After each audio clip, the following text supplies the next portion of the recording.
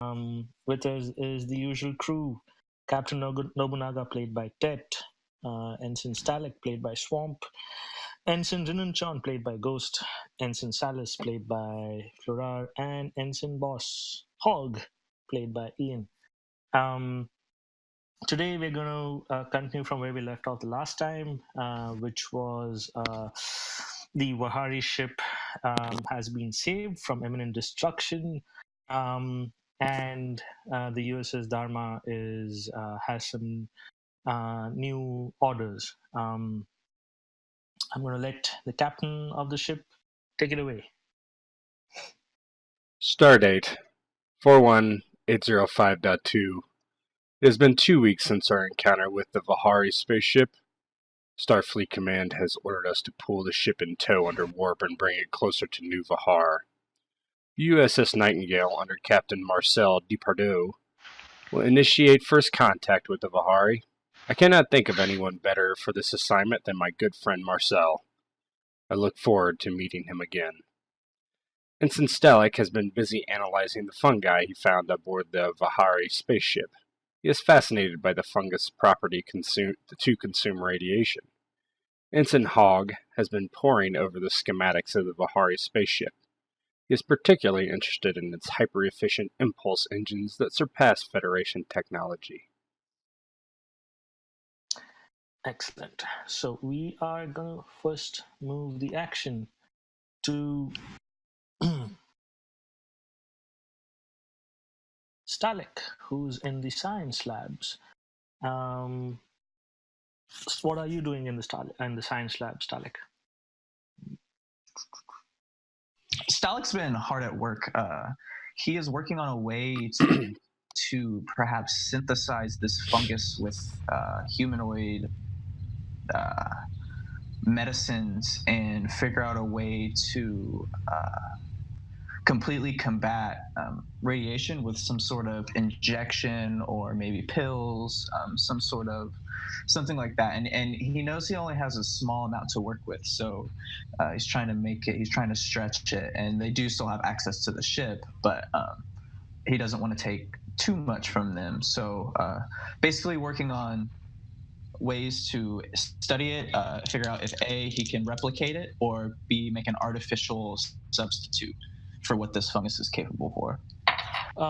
Sure. So let's start with actually doing some tasks to first categorize and understand the fungus's internal structure and cell type and all its basically categorize it. So this would be your science, and you would have to apply reason, so science and reason. You can also use the ship to assist you in this task. And the ship would be using its computers plus science. And you'll just roll that?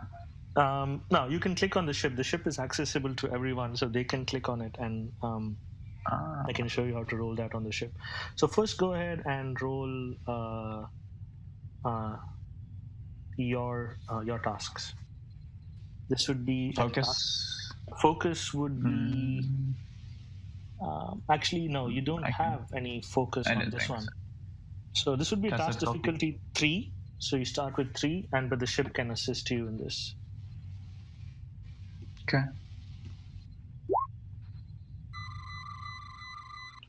Okay, perfect. And so go up and open up the ship's sheet, and you can click on computers and choose science.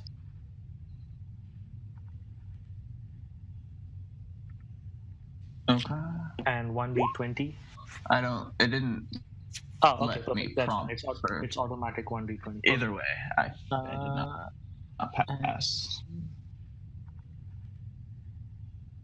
Yes.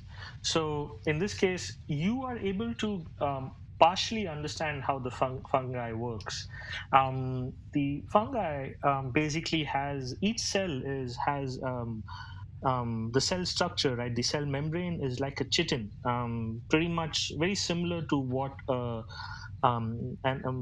an exoskeleton of a cockroach or some insect um, would look like, right? But it's at a micro level, this chitin that forms around each cell of the fungus. You're able to gather that the chitin is what's keeping the fungi, first of all, alive when there's high dosage of radiation around it. You also realize that the fungi is has a very slow growth rate, right? You know from your science background that the reason radiation is so harmful to us is because most humanoids, their cells undergo constant change, right? It's constantly living, dying, rebirth, dying, and that's where the radiation affects the most. In the case of this fungi, you're able to see that its rate of growth is slow enough that the radiation doesn't affect it, and it has a chitinous cell membrane that keeps it protected from radiation. However, because you weren't able to get a complete success, you are unable to see how this thing reproduces. So, unfortunately, you're not able to take your sample and grow it. Um, is there anything else you would like to do with the sample for now? Um, well, no, because he wants to. He's just trying to. He's going to keep it as perfectly preserved as possible. So replicate the conditions from the ship the best he can.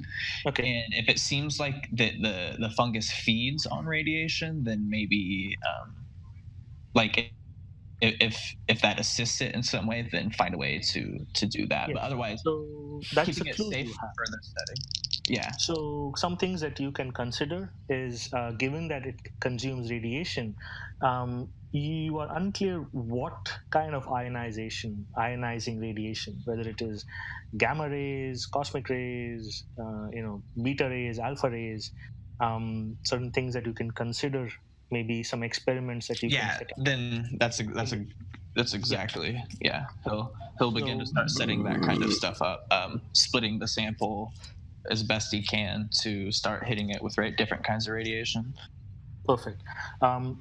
You're also always free to pull in other folks in your crew, like Lyra, your science officer, or Boss, your engineering officer, to improve, further tests, which help in reducing the difficulty of these things. That being said, you already have noted all these things in your personal pads, making future testing much easier. Awesome. And he Um, will link. He'll like send it in like a file of some sort with like a message must read to uh, boss, anyone. I guess everybody in the crew really. okay, With the immediate information he has found, as well as his rough idea for what he's going to do. So if anyone had any more input on that, then it'd be very easy for them to reply or whatnot. But he's not going to make a big announcement or nothing. perfect. Also, last time we spoke, you wanted to learn more about the Wahari culture. Yeah, with Um, Nobunaga. Yeah. yeah. So before you go to the captain, was there something that you would like to do, some tests, some research? Yeah, he took. Other than the fungus, he took some other things and anything that can help him date them. So from the schematics or um, for the files he took, as well as any of the plant life or whatever, if he's able Sure. to date their race. Sure. I would say go ahead and make a insight plus science roll with the task difficulty 2, and you can use the ship's um, computers plus science again to assist you. Also, your cultural studies focus applies here.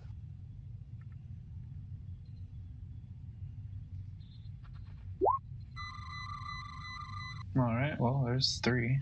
Nice, awesome. and roll the ship. Was this same for the ship or computers? Yeah. Computers and science. Yeah.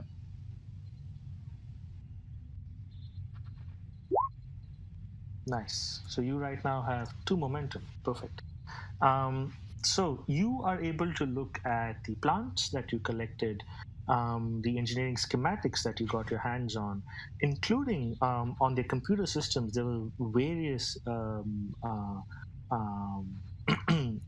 programs, mainly entertainment programs, um, uh, which basically gave you a much deeper insight into the Vahari culture. Um, you now have. Can I use one of those extra successes to find out if what their culture most prized, like combat, art, or if it was just very diverse? Like maybe there's not one thing that stands out. There was not one thing that stands out. You now have a handout under Missions Episode 2, The Forgotten, that describes their culture pretty well. The cliff notes are, and when we move to the other players, you can take some time to read it so you can give Nobunaga your report. But the gist of it is that they do not have warp capability. They do have powerful impulse engines. They have been sending unmanned probes to various um, planets that were there in their system before their sun went supernova. They're very much humanoid looking, but their skin is bluer in color. Also, their vision ranges into the ultraviolet. All of this because the spectrum emissions from the original home star was slightly different from Earth's soul. Their society is also pretty advanced. They have united all their nations and have outlawed war. So pretty, philosophically, politically pretty advanced. It's just that they have not yet reached warp capability. They also discovered that their own sun would go supernova 60 years ago, and that's when they started building these ships and found a new home, and then started moving towards that new home. So all of this is in the handout Vahari culture that you can access. Awesome. And yeah, I think that is all Stalik had. So Cool. he immediately, after completing of the information, begins to head to the bridge because he knows how important this is, or how interested Nobunaga is. Perfect. So we'll put a pin in that. Next, we are going to go to Ensign Hogg, who's in engineering. So, Ensign Hogg, was there anything that you would like to do to understand the Vahari technology a little more? And if so, what were you going to do about it? Well, I guess first of all, I would diagnose what type of engines that they would be using. Because is it plasma core technology? Is it electro fusion? Is it? Sure. So that would be insight plus engineering. Actually, I would say reason plus engineering. And the task difficulty of that would be 1.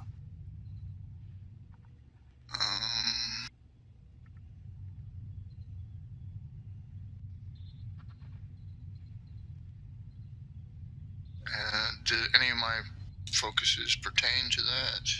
Yes, electroplasma power definitely applies to that. Okay, so difficult.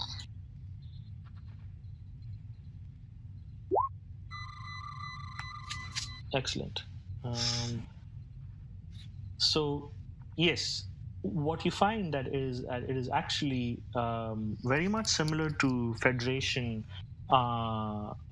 impulse engines that uses fusion power that is then relayed through hyper specialized plasma conduits and using driver coils. So their technology is similar to ours, most intriguing. They seem to conserve energy at an unusual ratio compared to ours. I definitely try to figure out whatever algorithm or the reasoning behind their efficiency compared to us. I don't know if they might change their burn ratio or some shit like that. Do a Sure. slow churn as opposed to our constant steady, because in the future we have our dilithium crystals and they last forever. How would you go about this? Are you doing simulation? Yeah, it would be like reverse engineering. It would take their consumption ratios compared to over like long distances of times compared to ours, and then backtrack through it through like their exhaust systems and coolant systems, and basically trying to see what variations compared to us and them that makes them more efficient. Perfect. So this would be it would definitely be very, very scrutinizing, because I really dig it. Okay, sure. So this would be engineering plus, I would say, reason again. This is a task difficulty of 4, and you can use the ship's assistance in this as well. Yeah, definitely. I would be calling it up. In this case, you would be using the computers plus science again for this. Okay, so I do my standard. You can do your standard. Any applicable focuses yet again? Yes, you do have multiple applicable focuses. Okay. Again, electroplasma power systems are the best that apply. Okay.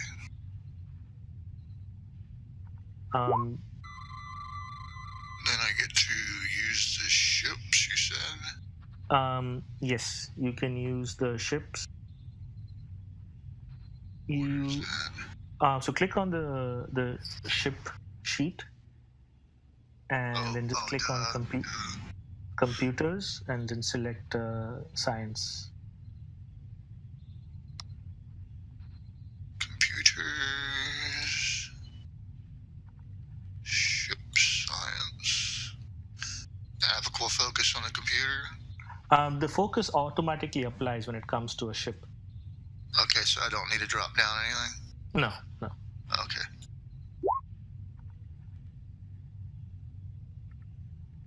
Perfect. Actually, I was going to say you have some momentum if you wanted to use that. Would you want to use some momentum, roll an extra 1d20? Yeah, I would. I didn't know what the ship was going to roll, if it was just 1 or 2. When it assists, it always rolls just 1. Okay. So just go ahead and roll a 1d20. It's compared to a 14. 14 or a 4. Perfect. So you actually generate 2 more successes.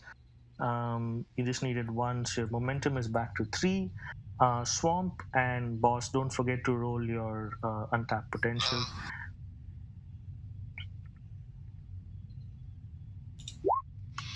I never used momentum to succeed, though. Yeah, so you did. Okay. So, Boss, you find that their fusion reactor actually is actually about 4% more efficient than Federation fusion reactors. You also find that the driver coils that basically take the hot plasma, drive it through the plasma exits, are about 15% more efficient than the standard Federation driver coils. You see that basically both of these two aspects combined, their impulse engines actually have a higher efficiency output than current Federation systems. Cool. I would definitely red flag that from my report.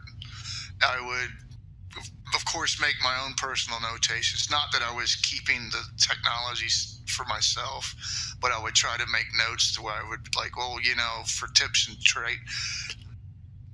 and tricks of the trade for future reference, if I needed to do some kind of repairs or whatever. I would use that as background knowledge. But I would definitely make notations in my report about their efficiency as a potential way, if we do find their species to still be existent, it could definitely be an asset to Starfleet, because who knows, they might have other technology that could optimize our Starfleet's space vessels. Perfect. Feel free to make some notes in your character sheet about these new information that you have. Maybe in the future you might be able to use some of that, like you said, in tight situations where you want to get some more output from your ship. Yeah, definitely, because it's not my place just to sell off or just say, hey, let's try this. It's just like, oh, this is why. Hey, this race has some invaluable information. Do with it what you will. Perfect. Now, I remember also from last time that you wanted to role play some aspects with Renan.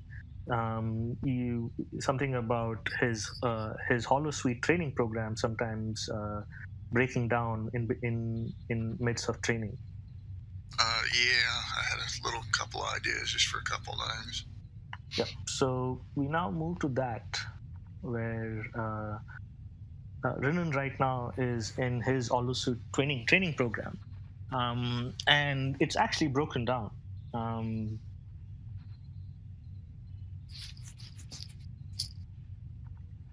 Renan, you there? Yes, I'm sorry. And so my program and training program is in there is busted up. Mm-hmm.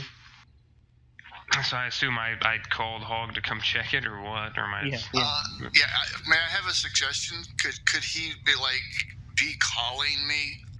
Oh yeah, sure. Go for it. Come and fix it, because I had an idea for an opening scene that might be kind of cute. Perfect. Go for it.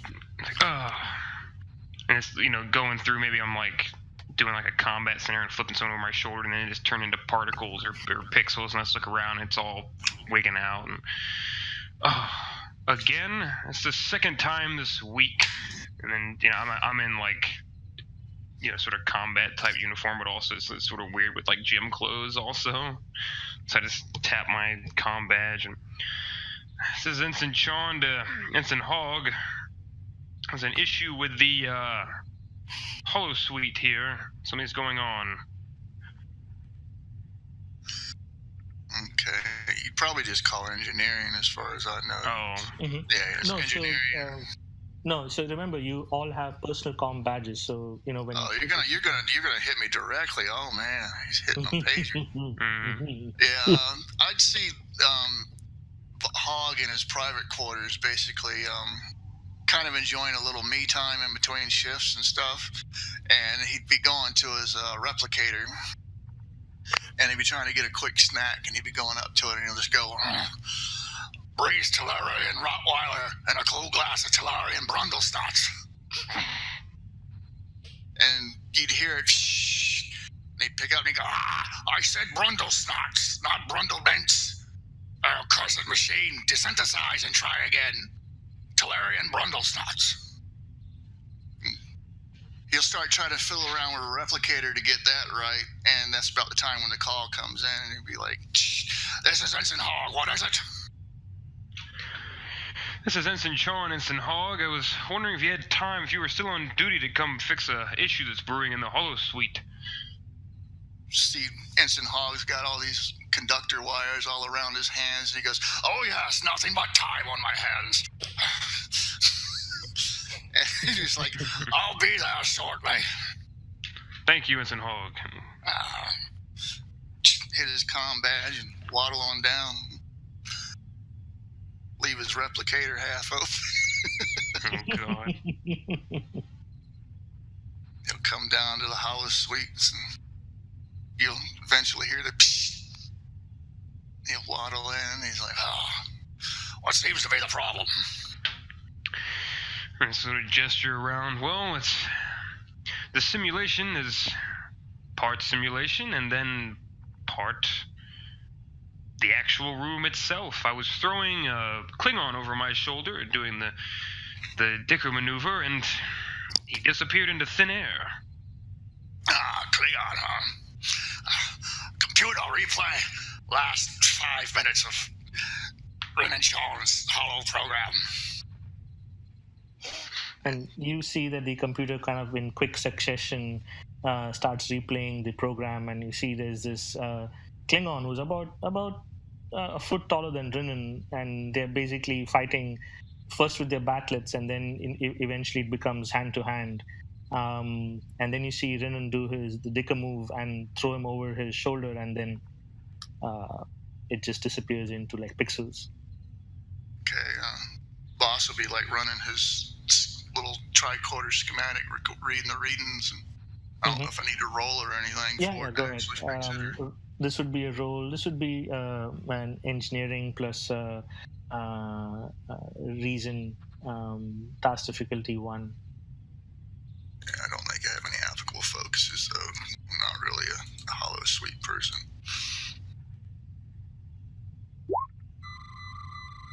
Nice. Are you sure?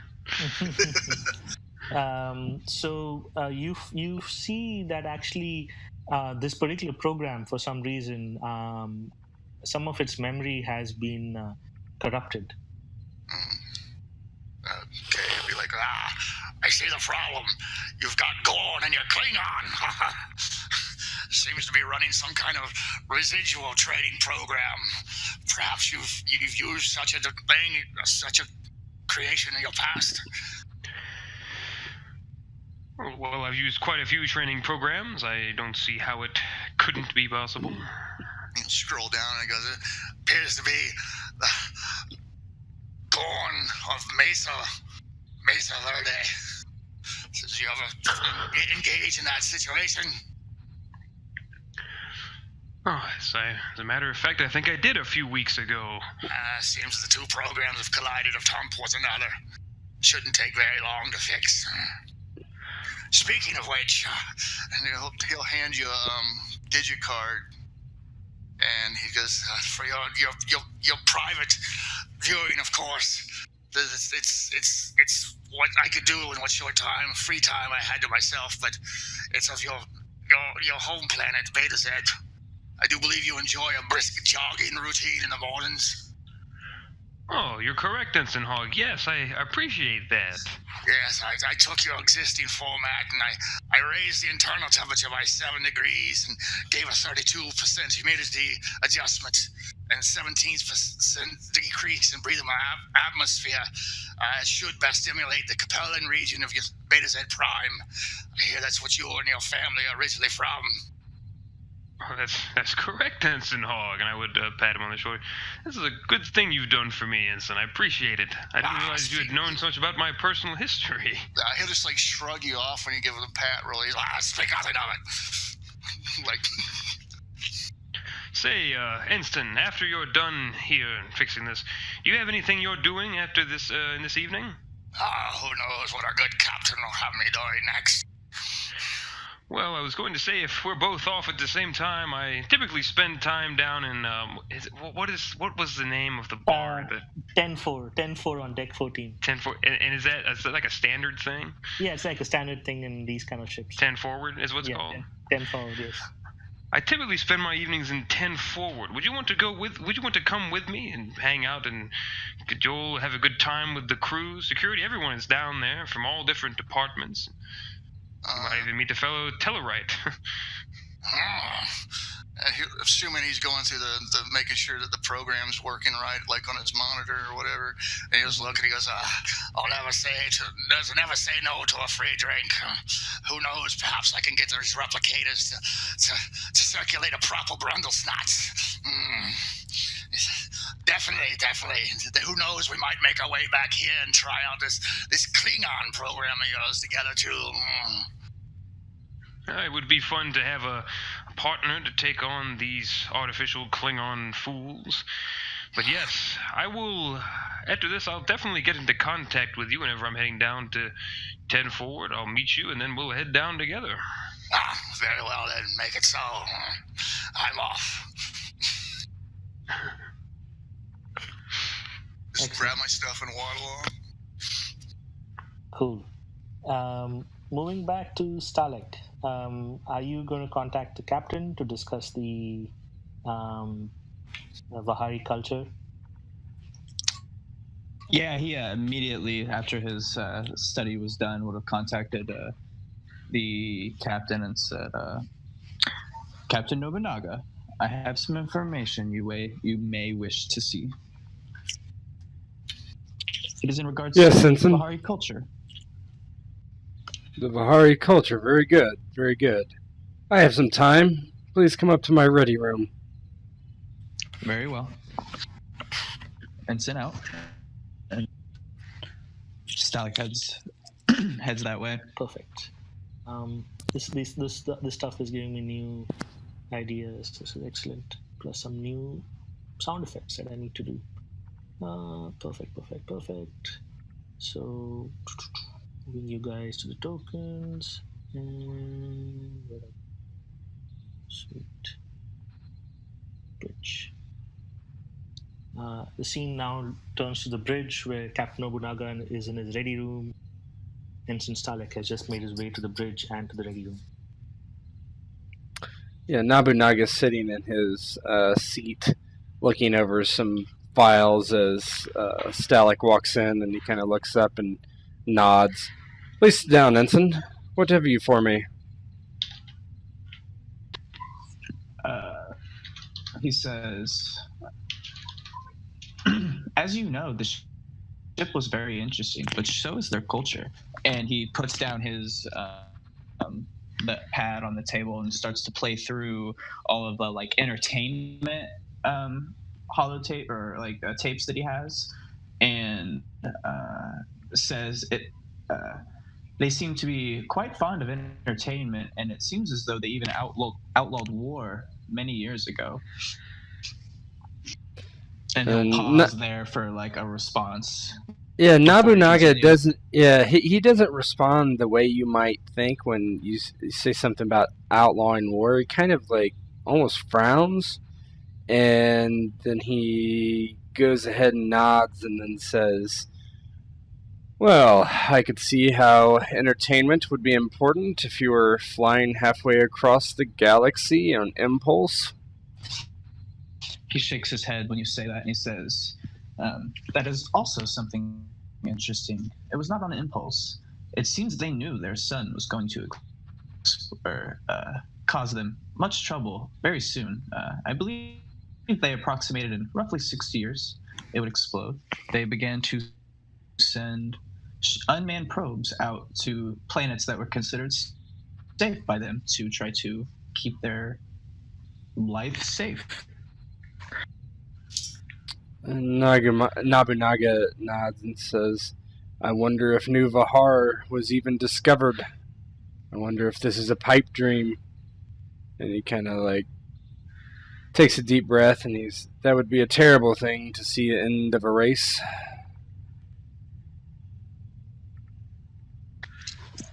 Stalik agrees and says, does Nobunaga already know of their ship, like their pulse capabilities and that kind of stuff?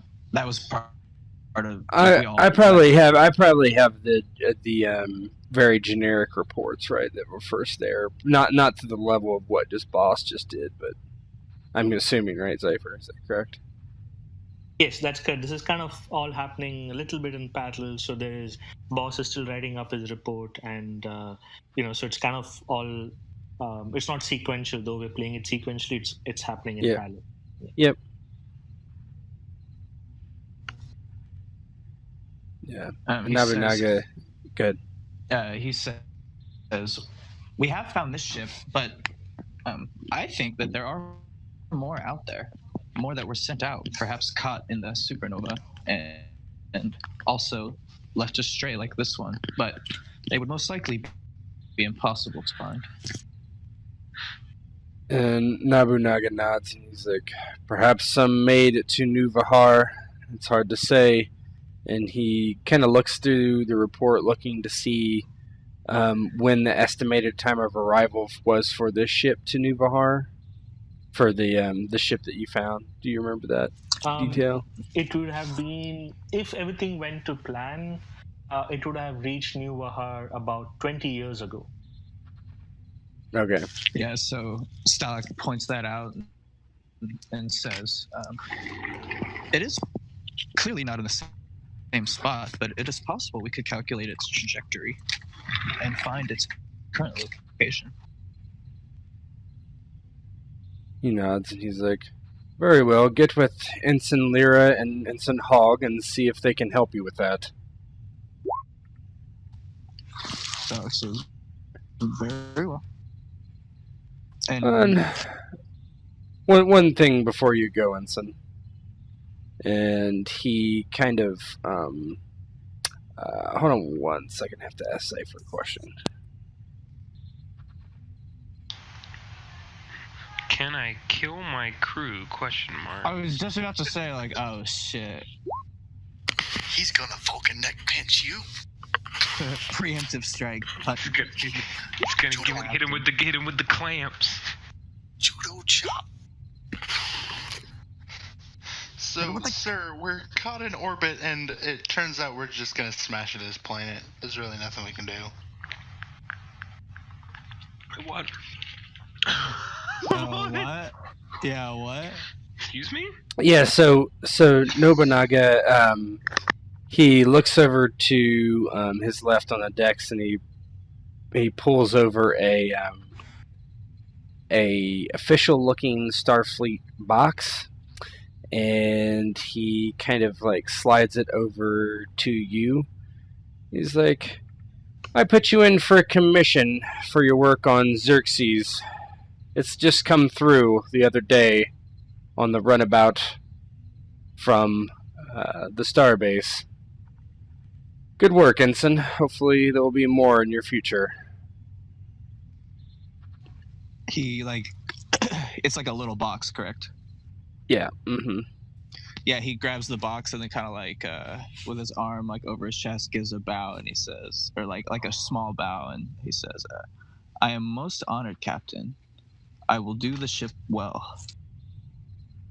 Honor is very important to me, Ensign. You will find that out. So I am glad that this has honored you. And he gives a slight bow, as is his custom. He says, thank you again. I will go speak with Ensign Hogg and Ensign Lyra now, or soon. Good day, Ensign. Good day, Captain. And he exits the bridge.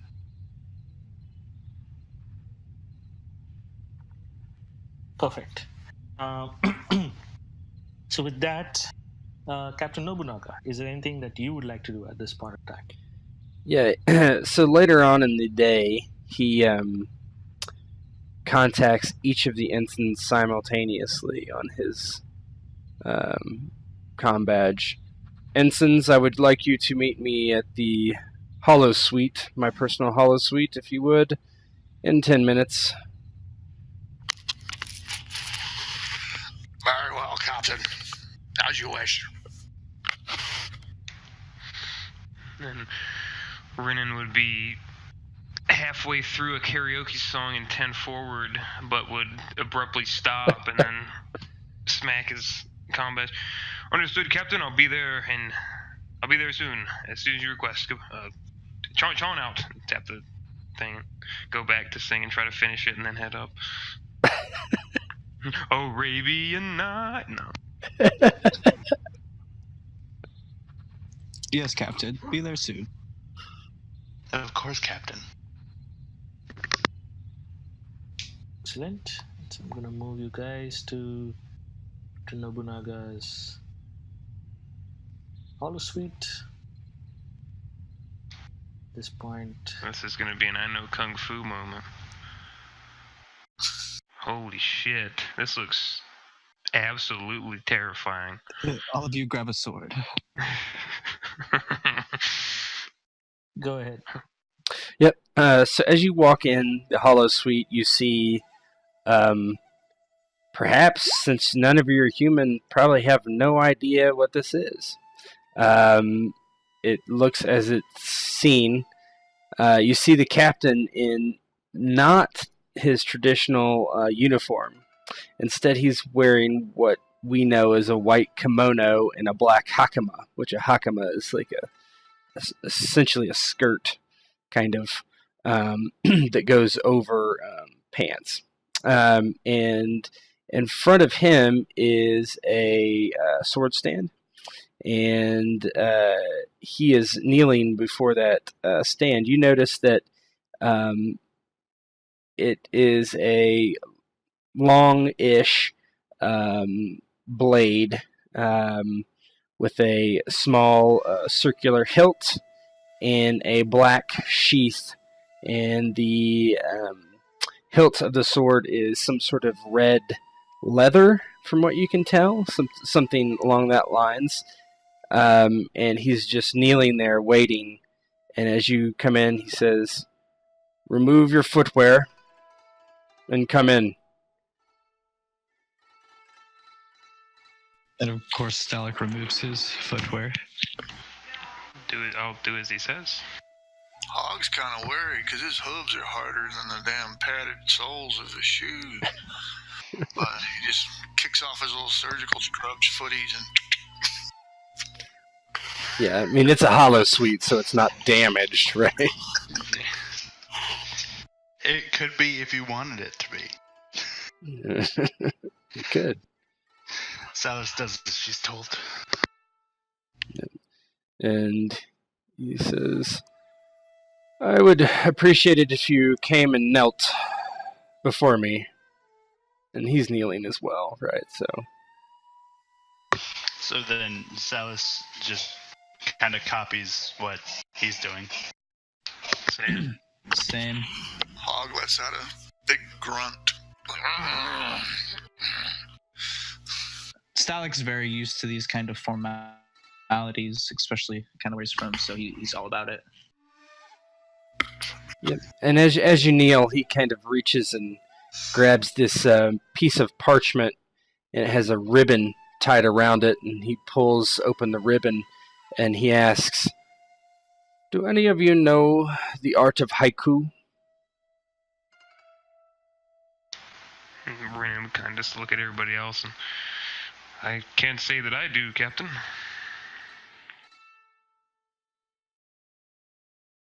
Does anybody want to do a check to see? Yeah. Yeah, Stalek would be interested in that. Yeah. So Starlight, go ahead and do.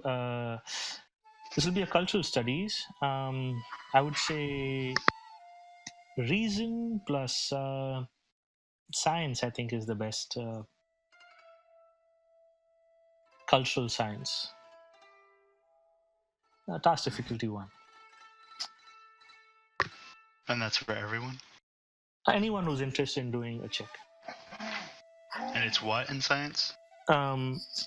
Reason and science. Okay. I don't know shit. I'm not gonna try that. I actually don't know what the fuck that is. He does. You don't know what a haiku is? No, as Rinan, he wouldn't know what a haiku is. No. Yeah, I wouldn't know that. That's a human thing. Mm-hmm.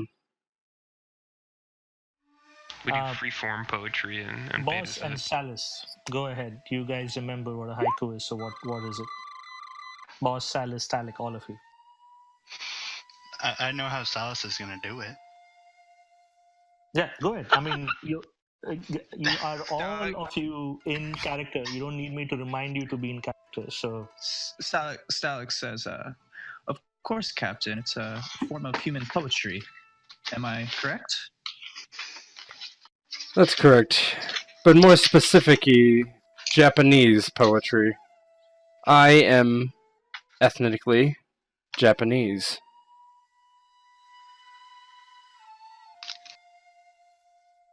And he looks at the others to see if they're going to say anything. Yeah, Stalek does the same.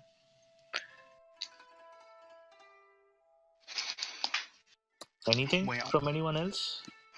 No, to do mine it would take too long because I'd have to find out how to phrase it so that it'd be a haiku.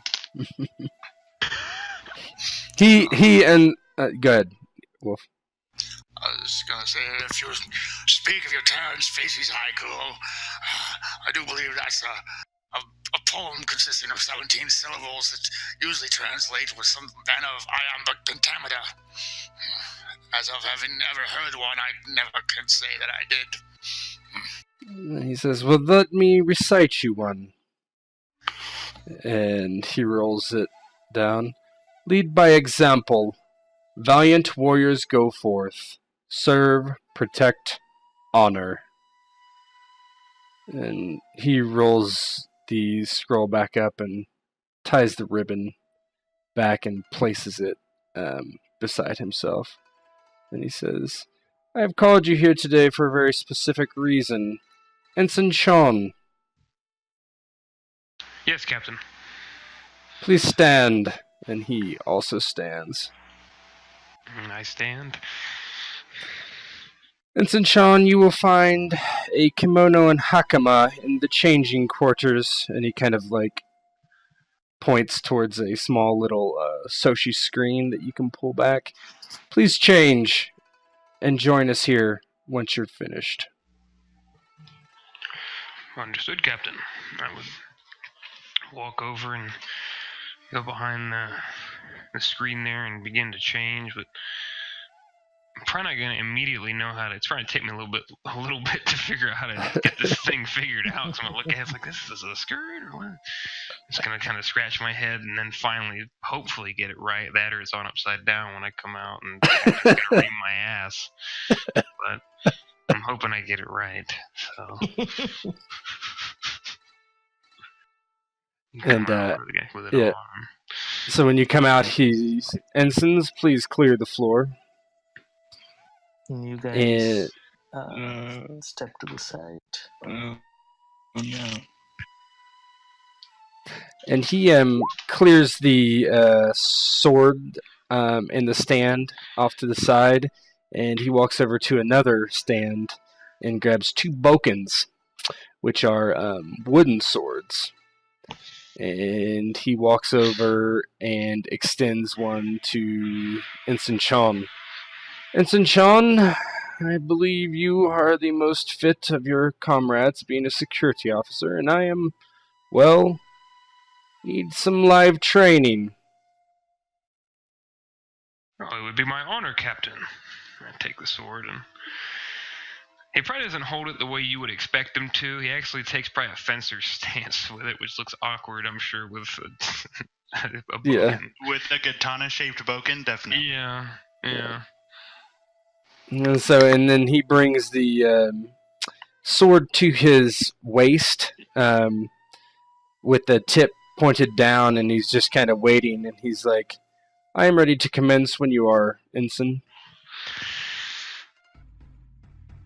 Very well, Captain, and I would take the first move.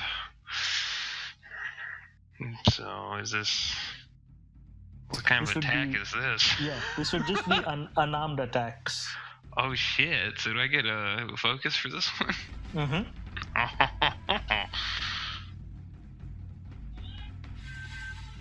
No momentum yet. No. No need for that right now.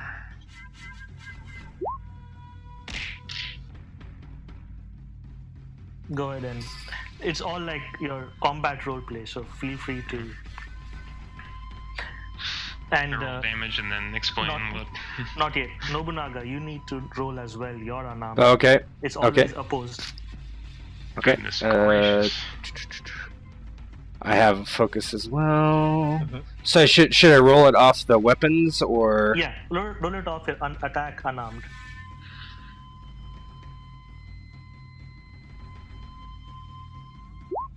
Oh, he's a badass. Mm-hmm. So how does this look? With clearly gaining the upper hand in this exchange. So as Chon moves forward, and we want you to describe how you swing, or what do you do? Sure. So I mean, I've never used this kind of sword before, so I've done fencing and shit before, but not like an actual. I've never used this kind of blade, so I'm like you trying to probably thrust instead of slice. Yeah, I'm doing like thrusts and quick stabs and things like that, but it's awkward and I look awkward doing it. Even if it's done quick, it's not the way to actually do it. And I learned that very quickly with what you're about to do, I assume. Yeah, so Nobunaga kind of sidesteps and brings the sword kind of down on top of your hand, just kind of smacking one of them off the blade. Again, You should swing this blade. It is a swinging weapon, not a thrusting weapon in most cases. Yes, it is a good point, Captain. I will try that instead, and we'll go again. While they're doing this, Salas will kind of lean over to Stalik and go, "It's a very primitive fighting style, similar to Klingons." Stalik shakes his head and he says, "No, this is much more intricate. Just watch." And he's hoping the captain puts on a lesson because he knows what these kinds of people are capable of. Ooh. A draw. So how does this look, Renan, with the new information that your captain has given you? Well, I'm handling it a lot more. I'm treating it like an actual, a different kind of sword now than just a fencing weapon. And so I'm actually using it the way it's supposed to be used. And of course, I've never used this particular kind of sword, but I have swung blades before. I think that's starting to come back. Yeah, and so you swing, and Nobunaga is forced to move back in a fashion and defend. So he brings his blade up and parries and smiles as he kind of sidesteps. Good. Try again. Oh boy. And this time you get 1 momentum, Renan. Oh shit. Well, I guess I'll spend it. Renan gets 1 momentum? Yeah. Okay. Well, that's going to be bad for me. You might go 2-2. You get 1 momentum as well. Ooh! Nope. How does this look? So, oh shit, hold on.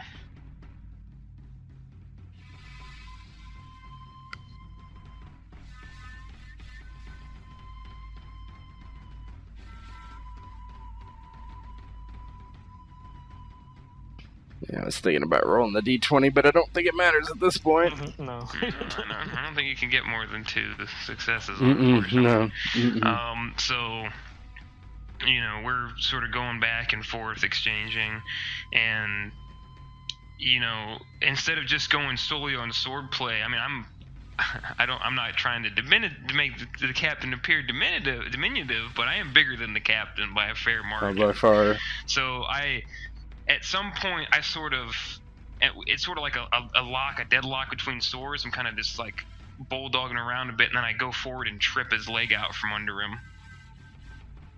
As we're going forward, trip him over. And I don't know if that's the end of the duel or not, but if it would be, I'd try to knock the sword away and point the blade at him. That would definitely be the end of the duel. And Captain Nobunaga, how does that look from your end? Yep, he hits on his back and like smiles and kips up and like then is he disarmed or? Yes, he okay. Yeah, he would be disarmed with the complication for sure. Yep. So he like steps back, kneels, retrieves his blade, stands again, and bows deeply to the ensign. And I would bow back to the captain and are we still going, or is that it? No, that would be it. I would go up to also shake the captain's hand. Thank you, Captain. That was quite enjoyable, sir. I would not mind doing that again. He says, "Yes, I will need someone to practice with. I have gotten complacent and fat in that chair." And he shakes your hand and kind of walks by, and he's like, "Oh, Lieutenant, please remove your pips from the box there and append them on your lapel the next time you are in uniform." And he's looking at Renan. The pips. Which would be... Yeah, go ahead. So he just called you Lieutenant Renan. So you have now been promoted from ensign to lieutenant. Oh, baby. All right, so it wouldn't register at first, just like it didn't with me in real life, and then I would. Oh, thank you, Captain. Thank you, sir. I will strive to meet the expectations you have of Lieutenant, sir. I appreciate it. Thank you again. You will, and remember what the haiku said, and he scoops up the poem and hands it to you, and remember these words, Lieutenant. Command is a burden, but also an honor. And I would bow. Says, yes, Captain, I will not let you down, I swear. Good. I hope to see you at the bar later. For sake. Every night, Captain, every night. And he looks at the other ensigns and nods and walks along the tatami floors and exits the room, leaving you in his hollow suite. Is there anything rest of you would like to talk about? Yeah, I did have a question. What was Stalik was? So is Stalik also a lieutenant? No, so Stalik was given a recommendation for his work at accommodation. Accommodation, yeah. You got a medal, essentially. Exactly. Okay, yeah, that makes sense. Okay, I was kind of confused, but that makes sense. That makes much more sense. Cool. Is there anything you'd like to discuss with Renan at this point?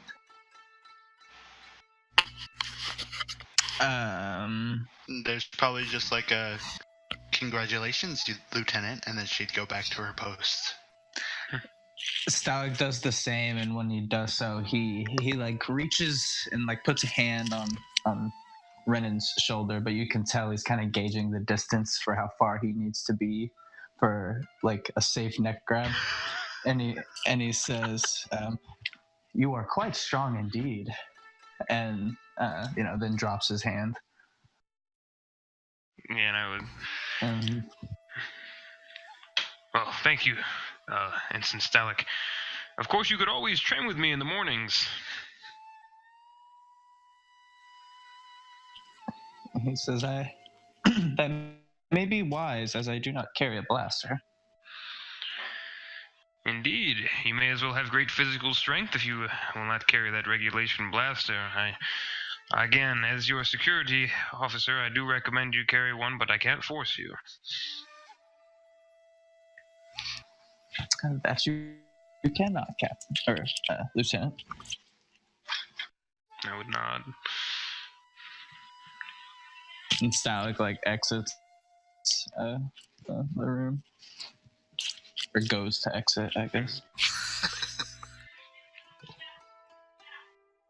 Boss is, as soon as the captain gets knocked down on his butt, he immediately hops up like a satyr onto his hooves, and then once he realizes that things are cool, he'll crouch back down, because in his mind, striking a superior officer is like, whoa.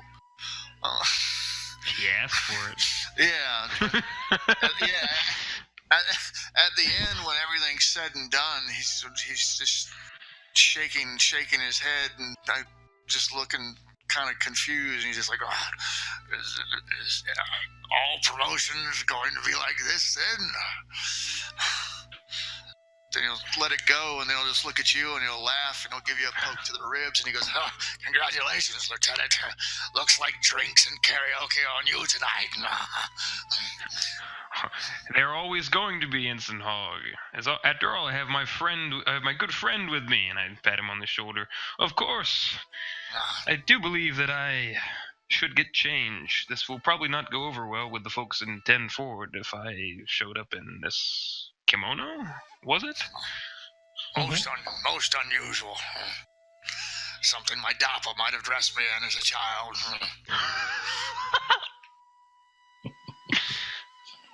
Stalik would turn around and look at Boss and Lyra, I believe, and say, "Oh, by the way, have you had a chance to look over that information I sent you?" And he in regards to the radiation and building an apparatus to test its types.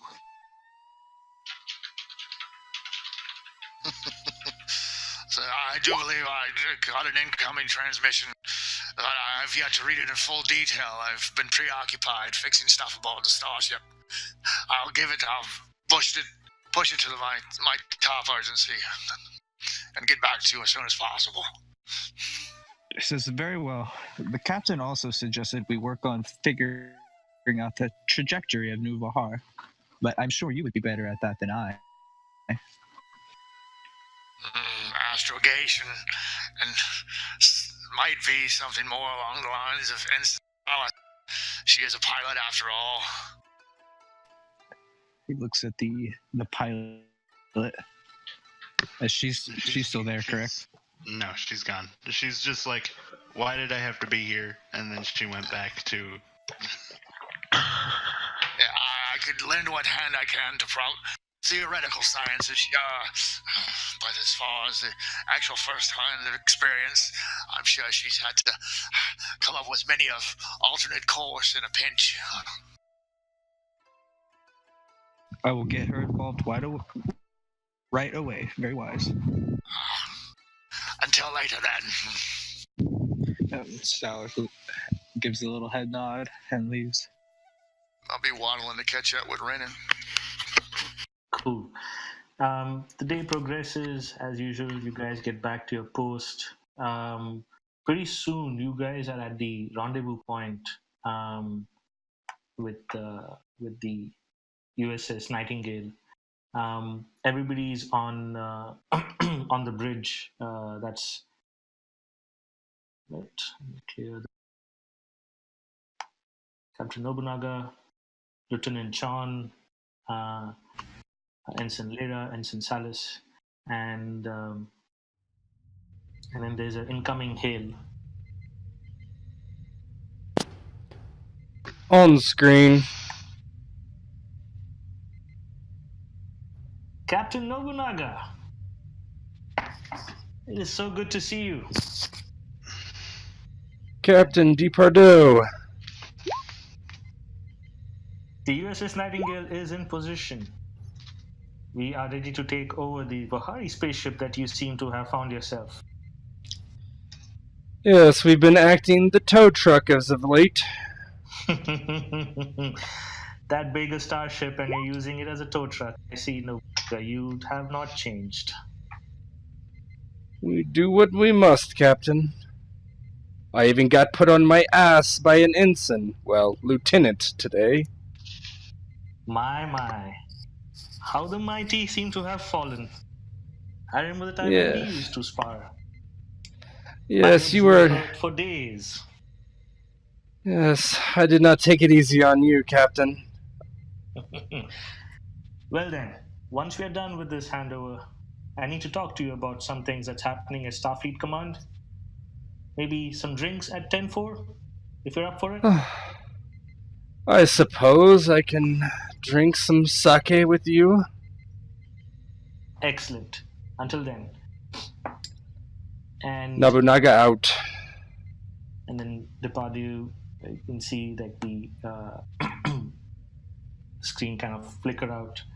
And you guys are up here in space, and get this guy up. The USS Nightingale is like at the location of the handover. You guys have dropped out of warp, have engaged with the Nightingale. You guys need to set up this handover, and this is going to be a little complicated. For this, Ensign Salis, you're going to be up. You need to maneuver the ship such that you bring the Vahari spaceship kind of in this location. So, how do you achieve to do that? How do you plan to achieve that? It's probably just like a controlled whip. Like, I move the ship in such a way that I know where anything that we're dragging would end up. Mm-hmm. Kind of like when you're like when you have a semi and you have to move the trailer. Mm-hmm. Mm-hmm. Perfect. So this is going to be a reason plus con task of difficulty 3, and you can use the computer plus con to assist you as well. Do we have any momentum? Yes, you do. Mm-hmm. So I'm Then going I'm to move going you back to to the spend bridge. one. Okay, go for it.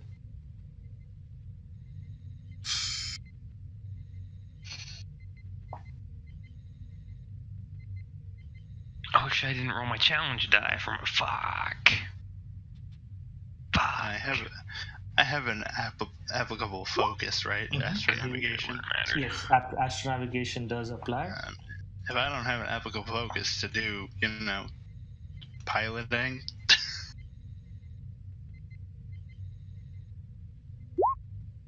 Oh, There we go. Nice. Now I roll the ships. Yeah, right? you should roll the ships. So open the ship sheet and you roll engines. Sorry, computers plus con. Sorry, engines plus con. My bad. Engines plus con. Jeez, just gotta click all over this thing. don't forget your challenge die. The focus always applies. Focus always applies. Yes. Let's see. But it's a good thing I did it because the ship didn't. So how does that look? It's probably just like I say, like the controlled whip, and then it just kind of like it. There's probably a bit where it moves a bit faster, and then it just kind of slows back into the spot where it needs to be.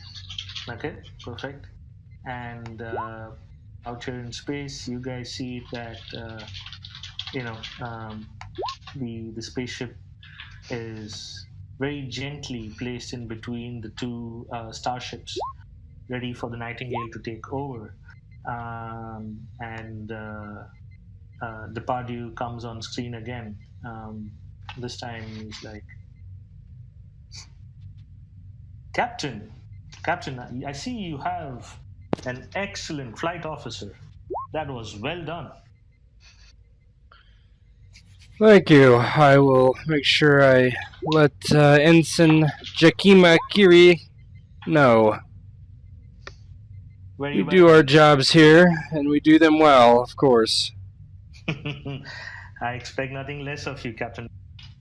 Are you that well?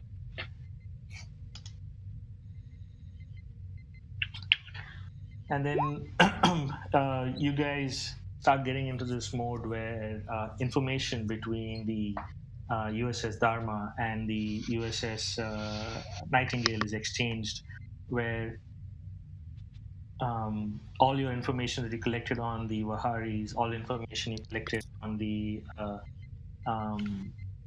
engines, the plant life, including anything to do with all the research you did on the fungi, all the information you have regarding the computer systems, all of that is basically now is being communicated over the over subspace to the USS Nightingale.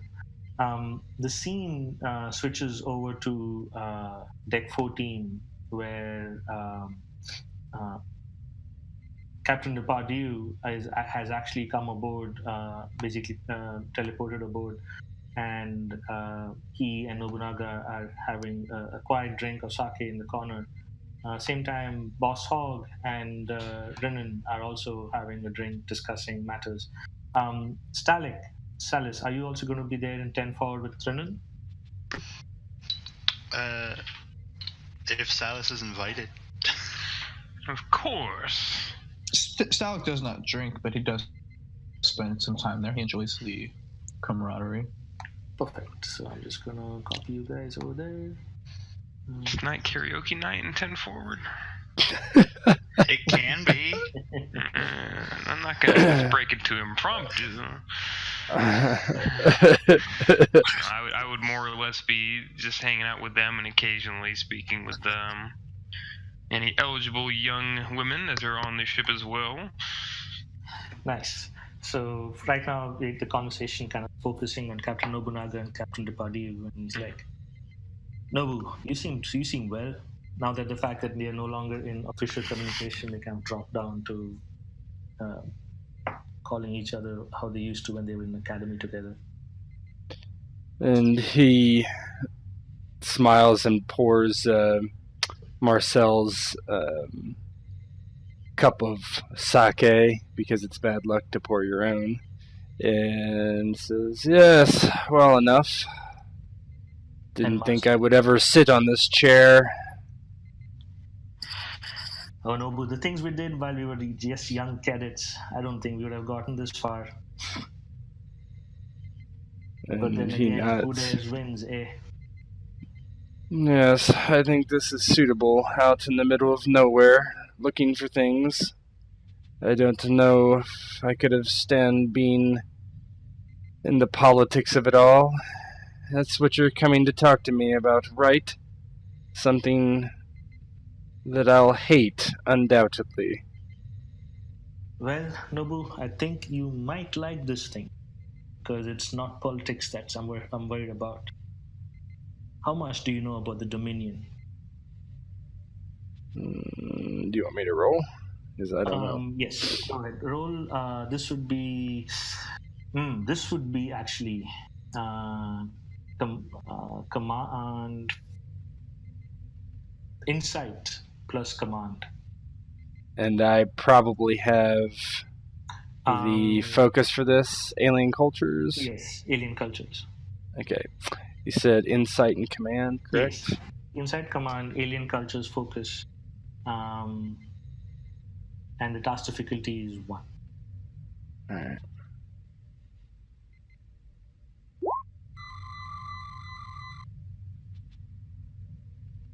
He's a badass. Perfect. How do you respond, Nobunaga? Yes, some. Not a great deal, I suppose, but from what I've read, I don't really know anything about it, Zypher, so... Yeah, I know. I mean, what I mean to say is, like, that's the response I want. Like, basically, you've read all the official reports. Yeah, he has all the official information and just kind of, like, very quickly paraphrases that. Yeah. So, and he says, so, this is where it gets interesting, right? So we have found a wormhole to the Gamma Quadrant, and it seems there's this new species called changelings. These changelings are fascinating, but a security risk. They can take anybody and anyone's form, mimic their language, mimic their personality, mimic their physical shape.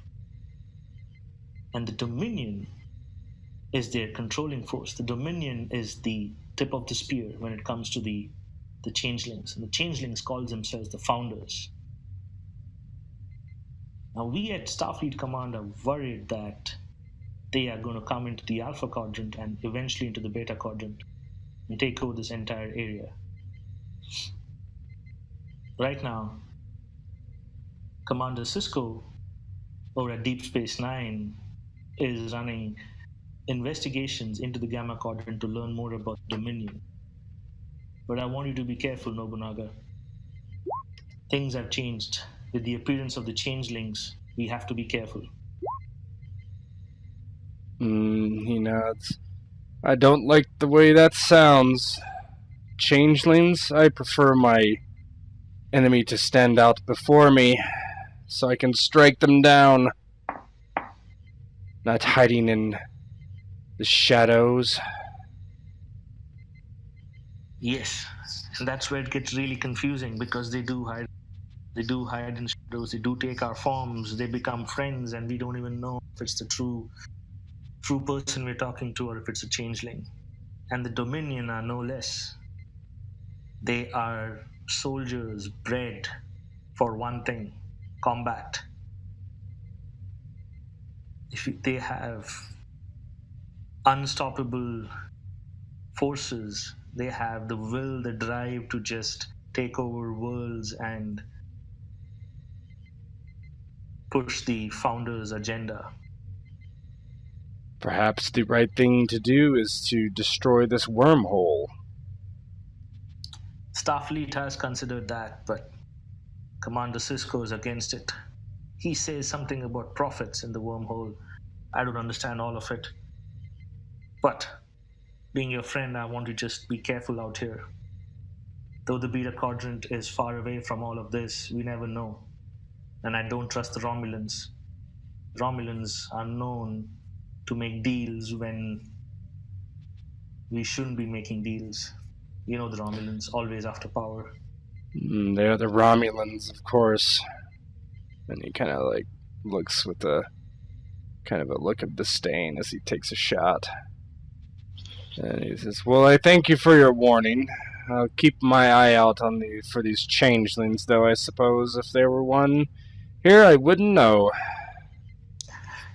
Don't worry, Starfleet Command is working on some strategies on trying to detect a changeling. Hopefully they'll have something for us soon. Till then, just keep an eye out. If anything unusual, just make a note of it and then try and follow it up on yourself by yourself. Of course. And with that, like, the conversation there kind of changes into like other matters, like, you know, catching up on old times and the stuff you guys did as cadets, etc., etc. Moving over to the conversation at Rinan's table, what are you guys doing?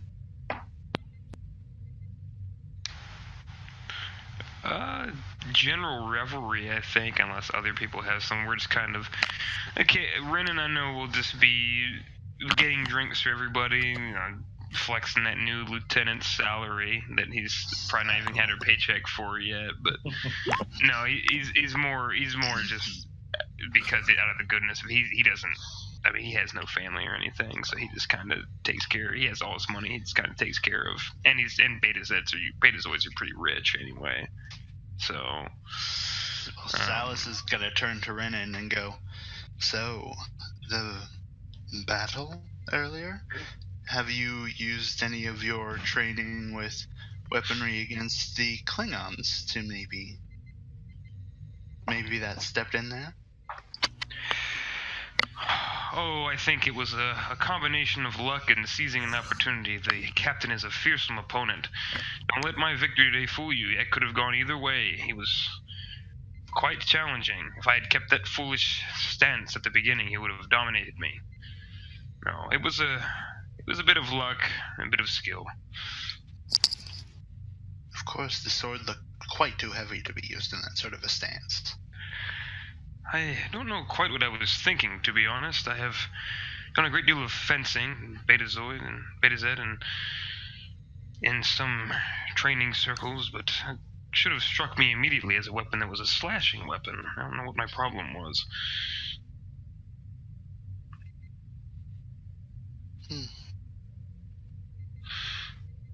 Any other commentary before I change the scene? Nope, Stalk is just observing.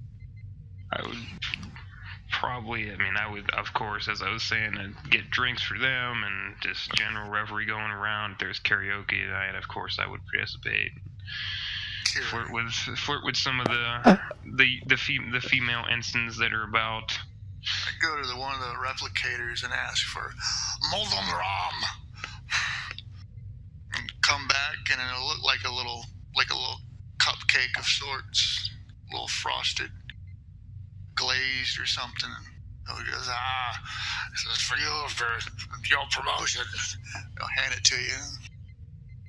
And at first glance, it kind of looks like a green snowball. You remember the snowball pastry cakes? Mm. It kind of looks like a green snowball.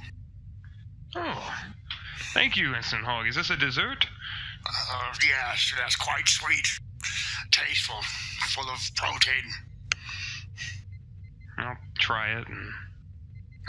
But I don't know how I would receive this thing, but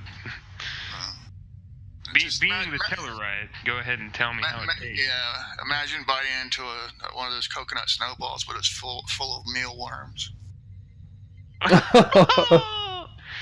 It's very sweet. It's very sweet and juicy, and it pops in your mouth. But it's definitely got some living stuff in it. So I start chewing on it. Initially, I like it, but then I looked down at where my bite mark was, and my eyes go kind of big. I swallow the bite I took. He'll pat you on the back. Don't think about it. Just chew. Do delicious. He'll have one himself. And Are those mealworms? Harmless larvae. I'm not gonna let food go to waste. Salus will turn to Renan and go, "It's true. In fact, when the humans on Earth were going through food shortages, they often turned to insects." If you say Trust- so. Trust me. Your mouth. You'll enjoy it in the morning. Quite nutritious. And then an anti-hangover almost. And Nobunaga's kind of walking. You might not have noticed, but he kind of walked from the replicators back, and he kind of hears Boss Hog say that and says, "I don't know if that'll matter after this." And he drops 4 glasses on the table, probably knowing that Stalic doesn't partake. And then he sits a very large bottle of Nigiri sake on the table. "This is Nigiri sake from Osaka. Congratulations, Lieutenant." And Thank you. Thank you again, Captain.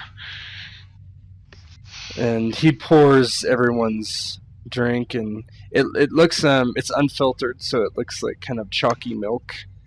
And then he picks up his glass and he says, "To Lieutenant Chan, bonsai!"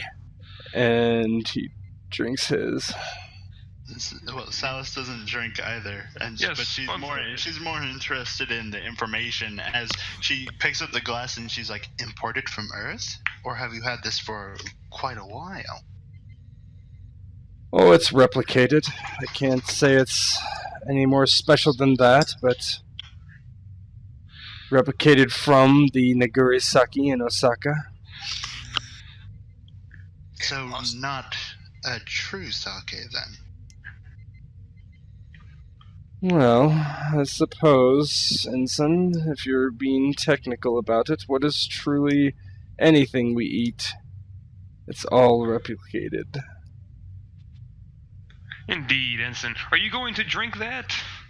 'Cause I've already downed mine and bonsai. She slides it over to Renan. Yeah, boss just sniffs it once and just downs it. They don't work. And then I would down, Salus's and then look at Stalic and look at his drink and... I don't think Stalic got one. No, he did. Word. No, yeah. Oh. Nobunaga came by and poured everybody drinks, even though he knows you don't drink. Yeah, he poured it for everybody. Yeah. Stalic would... He slides it to... Or he looks at the captain before he slides him the drink.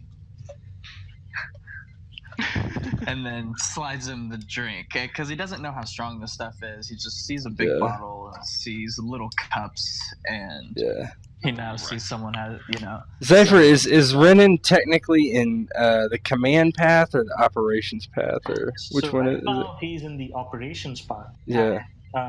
But it is known within Star Trek to switch paths when you hit a point where you feel you've done everything you can in a particular path. Yeah. An example would be Worf.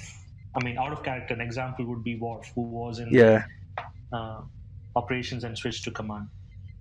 Yeah.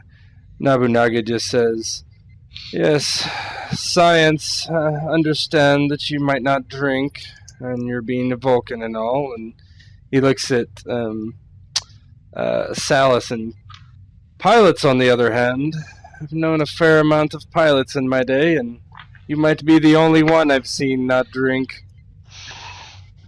I prefer to be sober at the wheel, sir. Well, he says, "Well, it's a good thing we don't have any wheels on this ship. This is not the King's bounty." And he like looks at Renan and he's like, "Pour me another one. I'll be joining you."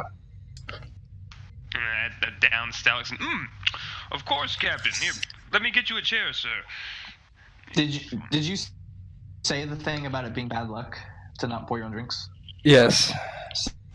So Stalik would say, you guys should let me pour, as I am not drinking. Well, logical. And he kind of smiles and sits down. And that's all I really had to add. But Yeah, so Stalik started pouring the drinks instead. And every time they finish one, he just pours another, because like they said. Oh yeah, no, Oh, Tissa? I'm not gonna get just fucking demolished, but I'm gonna get a nice good buzz going to the point. I'm not gonna embarrass myself in front of the captain, and he's gonna wonder like, why did I promote this drunk? But I'm gonna get a decent buzz going. I feel like Yeah, the promoted. captain brought over a full bottle of sake. I feel like that was the point. Yeah, no. yeah. I'm thinking that the captain, Renan, and boss don't walk away from this table without being pretty inebriated. Yeah. As long as you wake up for work in the morning, who cares? Yeah, at some point he would say something as, now your newest lesson as a lieutenant is getting up with a hangover and getting to work and telling people what to do. Captain, and I believe he ate all those worms to prevent that. And he looks at that and he's just like, yes, well, I have had some eel and urchin before. Good stuff, Boss Hog. And he takes a bite of one of those things and eats it and nods. Too sweet for my tastes.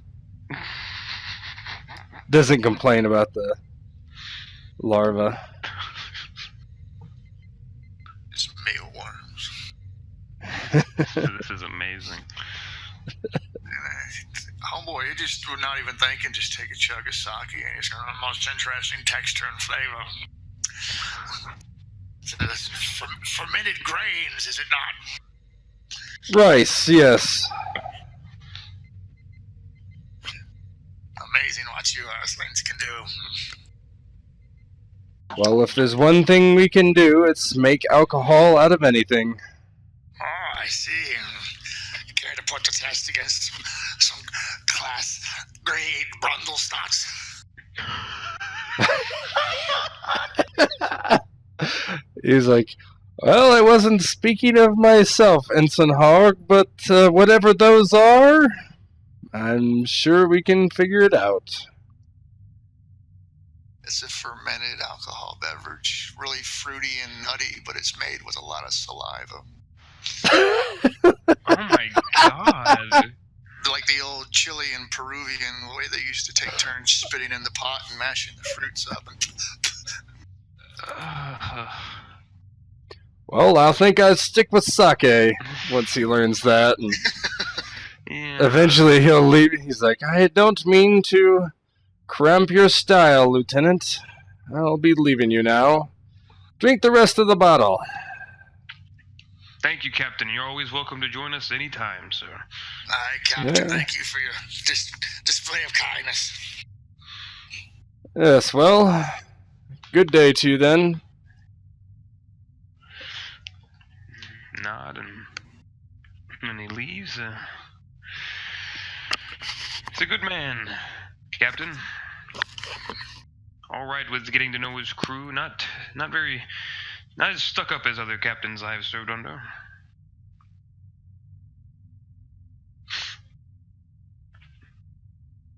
Are you all still awake? No. No. They're passed out. Saz is just looking at you, trying to figure out how drunk you are. I'm feeling it. This would be the time where he goes to the karaoke bar. It's set up in the corner somewhere about. It's like early in the morning. There's barely a soul on 10 forward right now. It's just Oh, that's garbage. just the two of you sitting and drinking and looking at each other. And Stalik at this point is like, okay, I think they almost finished the bottle. Logically, I must leave the room now. So you guys. Yeah. No, that's exactly what happens. The bottle's empty. No one needs any pouring. I I must can leave. just see it now that the Greys is like, you betazoids are known to be able to read surface thoughts. Tell me now, what shall I take? All right. play this drinking game. Every each time you get the incorrect- number right, I take a shot. For each guess that I get wrong, Ensign Hog, What color now? I will Lieutenant? take another shot. Let me think. Don't keep changing your mind to confuse me. I'm already a bit inebriated. If any changes occur, it's not my own doing. I say, You're thinking about red right now. At this very moment, it is red. actually, yellow. Oh. You're wrong. Drink. Yeah, and that would be more or less how the night goes. Close out to that. Just two. At some point, Stylus very quietly gets up and goes back to her post. No, you don't go back to your post. You go back to your room and sleep. This is She your off hours. returns She to gonna- her post. Yeah, she gonna pop some mini thins and do a trucker routine. No, you guys She went to her have. post and she sleeps at her post. No, you can't do that. This is Star Trek, dude. This is not some trucker convention. So you Yeah, get, you got shifts. You're gonna Yeah. sleep. yeah, you're in a shift, and your shift was done, and you guys were in 10-4. That's why your tokens have changed. Mhm. And once you're done with 10-4, you go back to your room and you're done for the night. The rest of you, Rinnan and Boss, you kind of stay up late into the night, playing drinking games, mind reading games, so on and so forth. And with that, the scene closes with all of you having a good time. The captain getting some interesting, curious information, and a new lieutenant has been minted on the USS Dharma. Fucking challenge, John. You dominate me. I'm fucking hungover. Exactly. That's why. So next day, it's early morning. All the information that needs to be transferred to the USS Nightingale has been transferred. Captain Depardieu, wishes, his counterpart, Captain Nobunaga, safe journeys ahead, and they start towing the Griff Kavana towards New Vahar, proceeding to initiate first contact. You guys, in the meantime, actually get a hail from Starfleet Command. And Nobunaga is not looking so hot himself, and he just says, "On screen, I suppose." Oh shit. Captain Stylus Nobunaga, is- this is Admiral Talara from Starfleet Command. Admiral, how can I help you today? Captain, I have the most grave news. Starfleet Command has received an urgent transmission from Carnia 7, which is on the Romulan and Federation space border. Your ship is the closest to the colony, and it's imperative you discover what is the problem that the colony faces. They are reporting that their flora and fauna are rapidly aging. The structures that were built recently and should last decades are falling apart. You need to visit Morgan's Hope, which is a settlement on Carnia 7. You will find there the governor, Sarita Sebastian, who will assist you in your investigation. Very well, Admiral. I will plot the course immediately. If you have any other information that we might find helpful, if you could transfer it to us now, I would appreciate it. Yes, Captain. We will transfer you all the information we have. Know this, that the colony is very important to Federation. They are actually our primary manufacturer of wine. Can't believe I'm saying that, but yes, wine.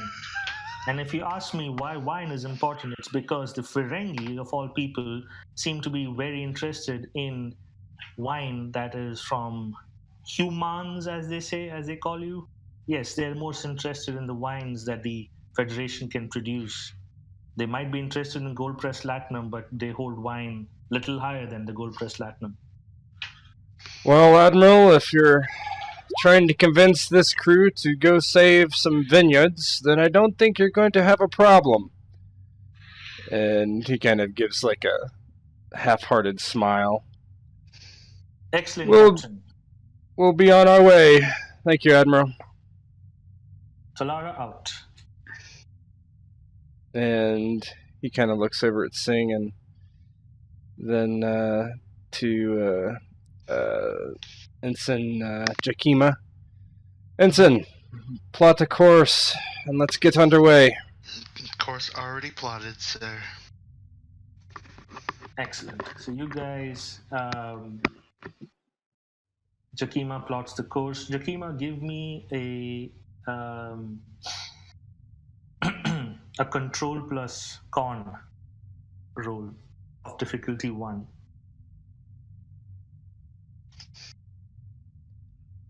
Do I have focus? Yeah, astronavigation. He's a baller. Excellent. So you plot an extremely efficient and quick course trying to get to Carnia 7. You're able to shave off about 5 or 6 hours worth of warp travel to get there quickly.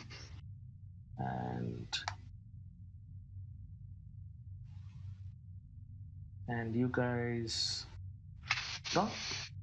Just give me the tools to... So you guys do your fast warp.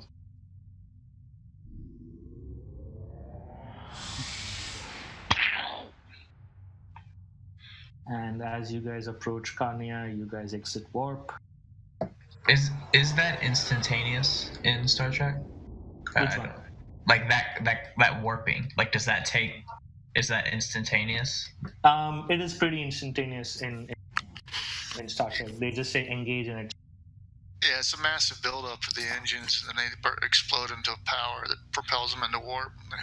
Nice. Okay, cool. But it's not instantaneous. Blink point A, point B. It's you enter the warp, you travel through the warp, and then you. Right. So how long does? I guess that's what my question is. That like a minutes, an hours, a days? Let's see. So there is a chart in the book. Oh, okay. Yeah. It goes like depending on how much travel, it goes like a few hours to a few weeks. Yeah, it depends on how many light years away it is. Yeah, and depends also on the warp factor. So the Nebula class starship can do a warp factor of 6 as cruise, and it can do a warp factor of 9.5 in emergency situations. And if boss is really good at what he does, you can get up to warp factor 9.6. That shit's dangerous, though. That shit can fuck you up, so we don't ever want to do that unless we have to. So you guys appear on the outskirts of Carnia 7. You see, it is very much like Earth when you look at it. There's a handout for everyone. Situated near the Federation's border with the Romulan Empire, Carnia 7 is an idyllic world with lush forests, a pleasant climate, and abundant resources. Carnia's system has a G-type main sequence star with a yellowish hue that reminds humans of Sol. The system has 6 small planets that orbit too close to the star to be habitable. Only Carnia 7 falls within the habitable zone, and beyond Carnia 7 are 3 gas giants, and finally a series of small icy planetoids. From space, Carnia 7 is a blue marble with large green continents and white polar ice caps. This Class M planet is as close to ideal for humans as any planet in this sector. What do you guys do at this point? And we're supposed to beam down to this planet, right? Mm-hmm. I haven't orbited yet, I don't think. Yeah, Nobunaga. Let's begin orbiting the planet and scanning for anything that seems out of place. We want to make sure that the report the Admiral got is up to date. Excellent. So for that, Salis, give me a control plus con of task difficulty 1 to set the USS Dharma into orbit.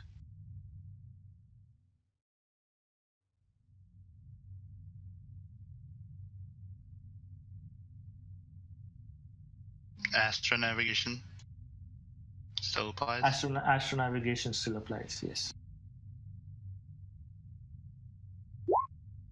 Well, there. Perfect. So you're able to set the the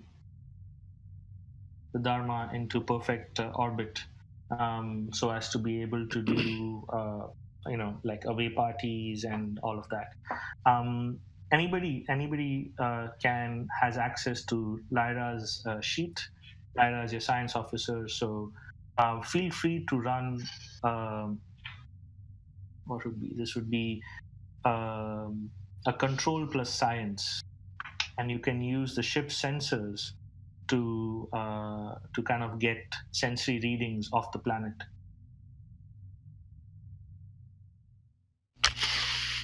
To avoid 4 people doing it, who's going to do it? That's why I haven't done it. I got it. You said control insight. Control and science.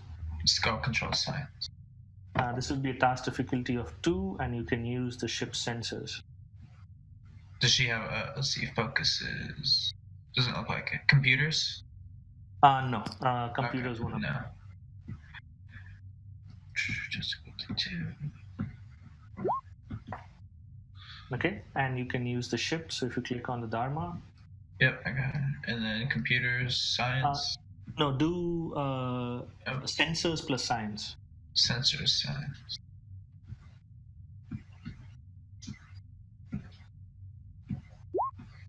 Huge.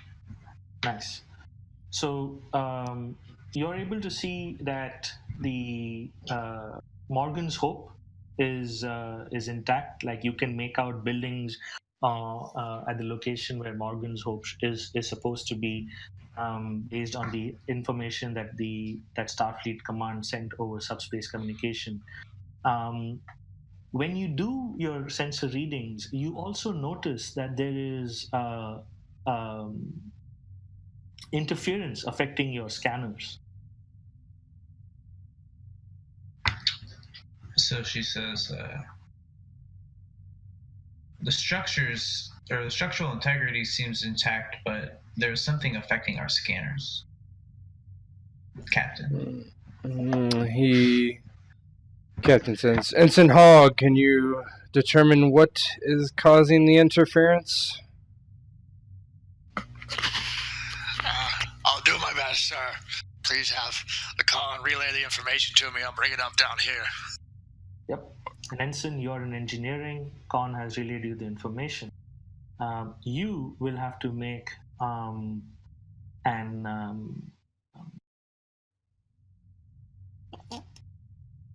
reason plus science. Actually, no. Make that reason plus engineering. And the task difficulty will be 3, and you can use the ship's sensors plus science.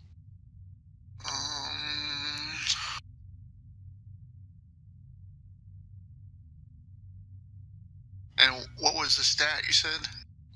In your case, it will be reason plus engineering. Reason and engineering. Okay. Yep. You don't have any focus for this. The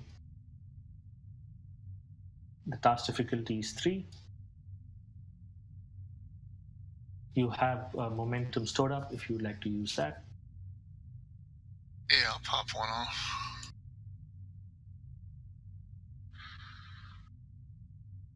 Reason, engineering. No applicable focus. Task difficulty 3. Oh, baby. Nice. And then the ship is what? The ship would be sensors and science.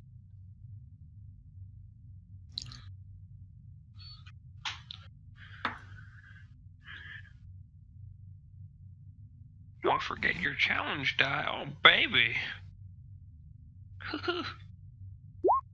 Oh my! You gotta Nice. use some of that for something. Holy fuck, we're in excess of like fucking 3, aren't we? Yeah, we got 3 extra. I spent 1 to get all that. Bank 1 and spend 2 to gain as much information as I can about what's causing the interference and where is its location.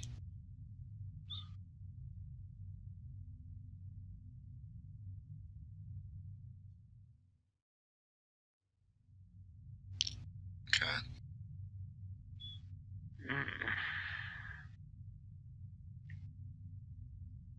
Oh. Gotta use my line.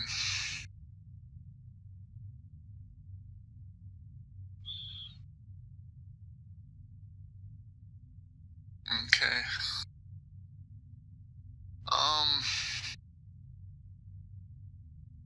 Immediately once I get that, I'll ask the computer.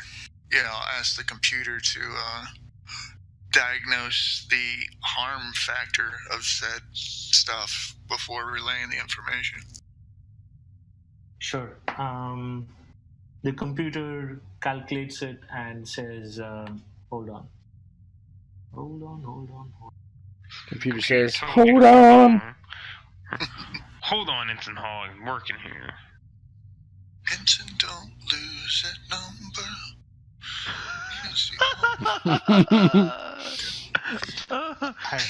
I'm sorry, Hog. I can't let you do that. Oh God. He's getting ready for karaoke later. That's right. I got him hooked.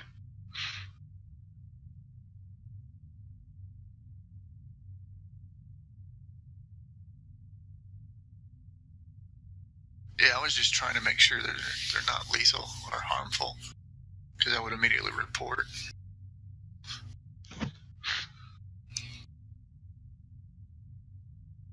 Yeah, go ahead. I'll send you some more value report. Yeah, definitely. While you relay the information, it'll take a couple moments, and then you'll read back and buzz back for the comm, whoever's working the command console at the bridge. You know, they'd be like, "This is Ensign Hogg down in engineering.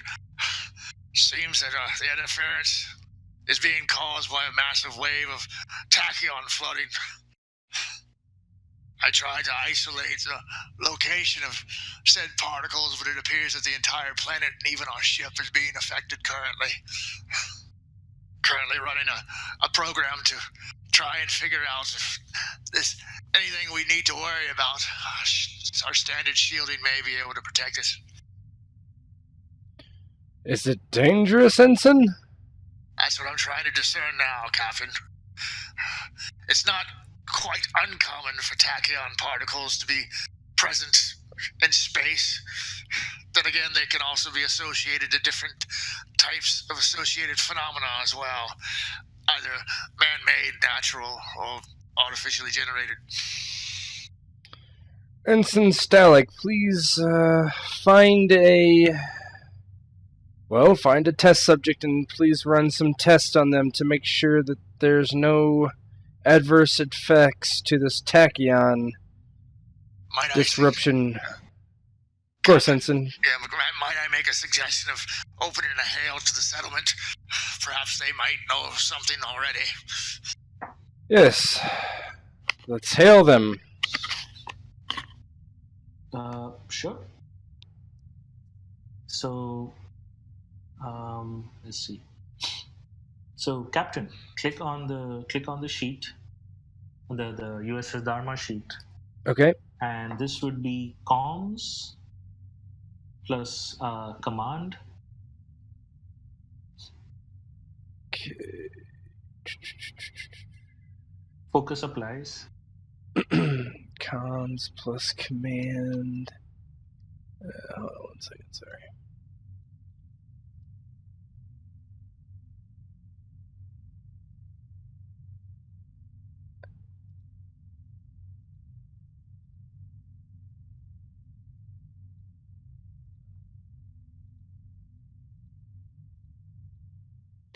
Focus supplies.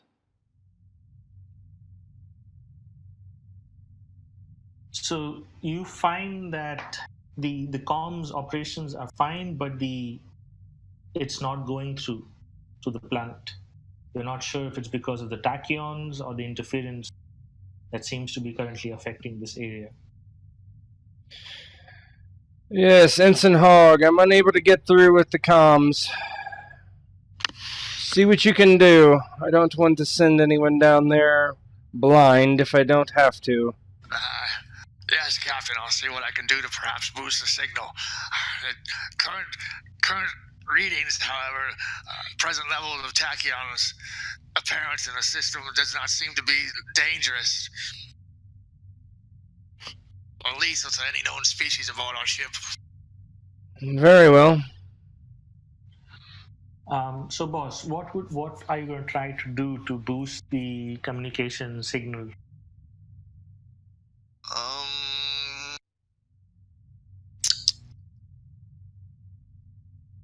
Using as much knowledge that I know about tachyon particles, perhaps try to find something that might be able to penetrate their, like, sporadicness or whatever. Sure. Okay. Because tachyon particles usually are really highly ratio of fluctuation. They're not really dense. They're just so fast moving that it presents a shield. You know, Okay. kind of like when you hit water from a high altitude, solid, but in fact it's actually liquid. I want to try to find something that might be able to permeate the tachyons to get down there. Okay. So go ahead and make this a control plus engineering.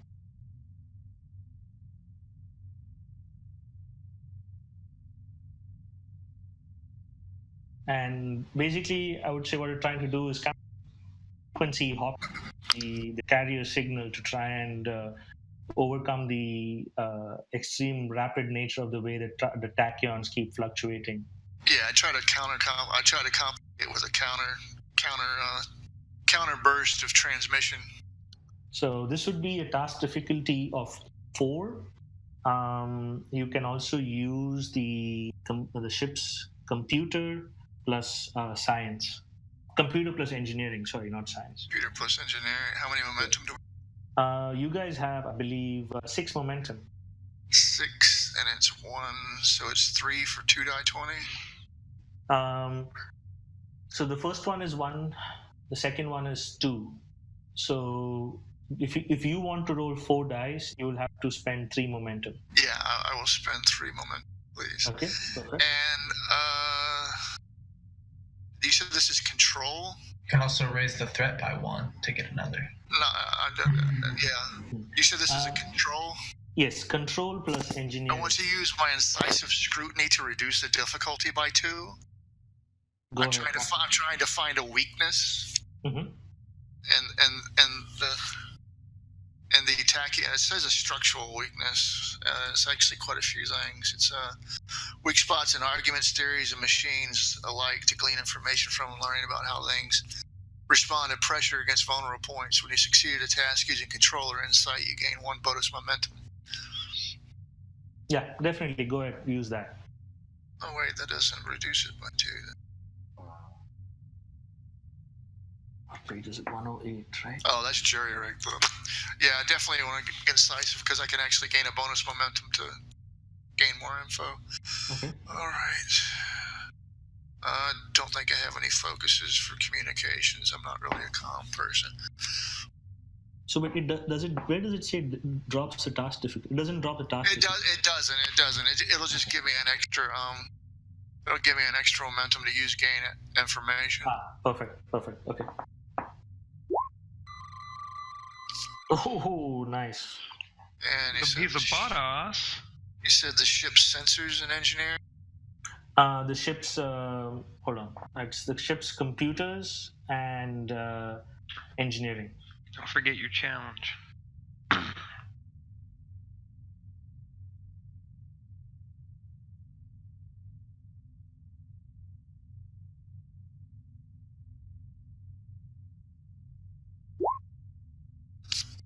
Okay. So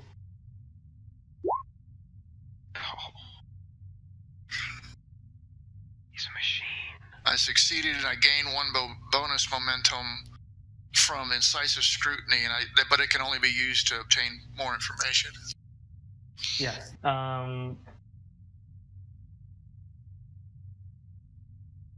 So I guess more information upon what I was actually getting through.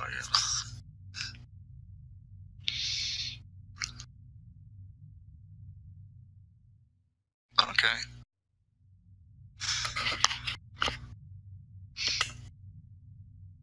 So after I receive the orders from the captain to see what I can do, I'll struggle for a minute and be making calculations, and I'll use the comm and page back the bridge. As Ensign Hogg again. I think I've managed to maintain a temporary communications to the planet.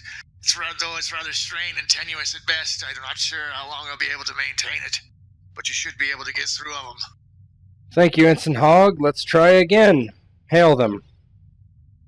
And this time you're able to hail them successfully, and on your view screen you'll run.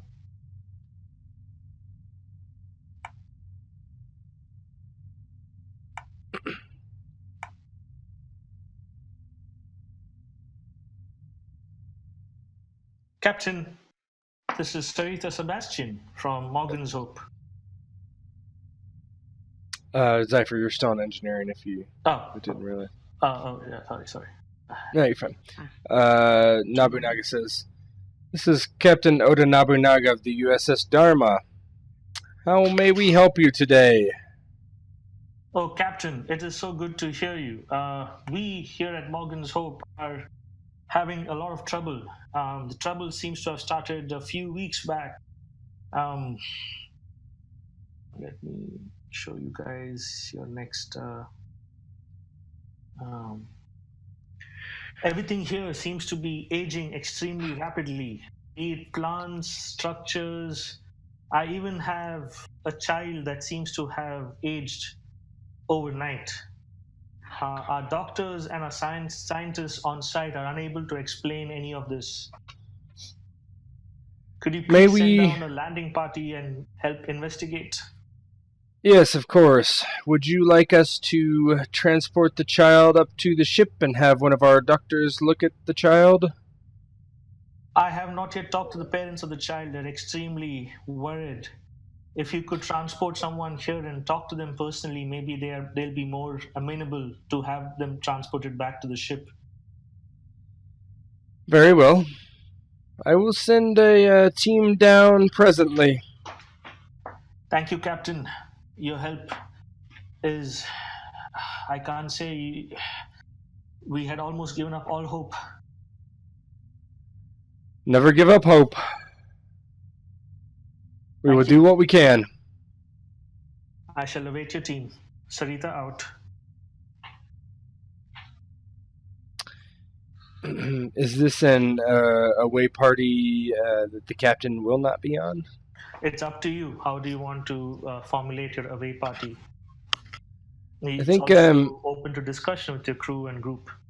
Yeah, I think Nobunaga thinks this is the time to put Chan to the fire.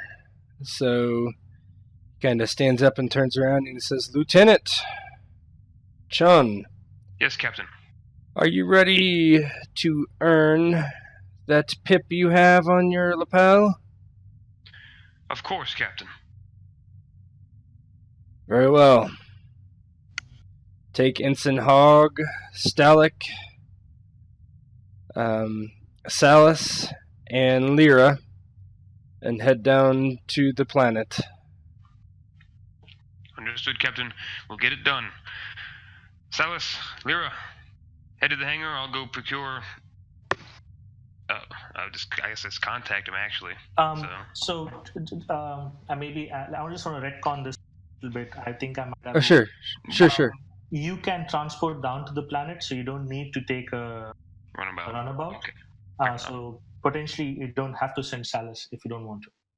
What was Flu gonna do? Yeah. Salas will probably probably be the one to give that information. She'll turn and be like, Lieutenant, we don't have to take down a runabout. We're in orbit. We can transport down. I'm sorry. I've just been so used to these issues we'd had before with the transporters. Very well. Lyra, with me, and tap my comm badge. Ensign good, I Hogg. get Lyra again. No, this time let it be Tet because you played leader the last time, so let Tet can Okay. handle the leader. Yeah. Yeah, Salas can go. Like Nobunaga would say something along those lines. Ensign Jakima, I believe I would like you to go just in case they need to fly off that planet. I'm not really trusting our transporters with these tachyon interference. Just in case, I'd like you to go. There's in the show version of this, there's probably the camera angle where Salas's face goes from the like, good, I gotta stay here, to the I have to go again. But she goes, of course, Captain. Tap my comm badge. And Ensign Stalick, Ensign Hogg, meet me down in the transporter room. We're going on an away mission down to the planet. Right away, sir. And Nobunaga would ask Hogg, before you leave, I want you to check the transporters and make sure they're going to function correctly in this tachyon field. I don't want any accidents. It was as if you were already reading my mind, Captain. He doesn't respond. Head down. So go ahead, boss. Make once you get to the transporter room, let's just say you're in the transporter room. Make a control plus engineering with the task difficulty 1. Yeah, would you pop me on the map real quick? Oh yeah, sorry. Hold on. Okay. Let's just say on the. I know what to do. Here we go. That one. Control and engineering. Task difficulty 1, and your focus applies.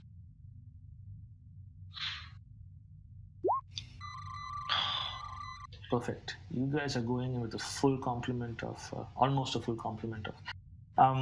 So, boss, you through your quick checks and starting your transport applicators, you understand that the tachyons will not affect the transporter itself. So using the transporter to get down to the planet is safe. Okay, transportation is there, but in all honesty, I guess this would be like an out of character question. Would this planet be quarantined, or would we actually have to go down and die before they would label it a quarantine? Because if stuff's rapidly aging and now it's affecting the humans or the populace. Mm-hmm.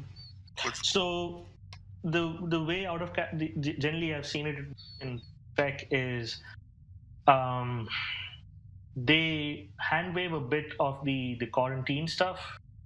Like most other sci-fi, you'll be wearing like EV suits with biofilters, etc., Yeah. and then, but on Star Trek, they pretty much just land on the planet and start taking. It's just right. the fools rush in approach that they Correct. use. But there's also the fact that once you know that the transporters are fully active and stable, upon seeing that if there is any sort of like contamination, you can immediately transport back. Okay. And in the medical facilities has ways of decontamination. Yeah, that's what I was thinking. Would be into a force field enclosed area they would beam stuff into.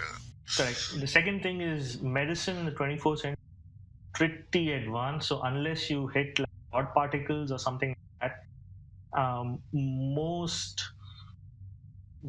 diseases, at least that's why the charge ahead first approach comes, because between all the different alien species that form the Federation, pretty much any known disease has either been categorized or has been cured. Yeah. Okay. Definitely. Once that man is able says, locking onto the planet doesn't seem to be that much of an issue. We can run a compensation algorithm. Should provide us plenty of stable time upon the planet. All right. Let's get it done then. Excellent.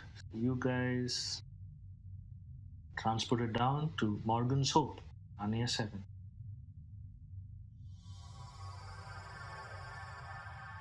Oh, I've been waiting for so long to do that.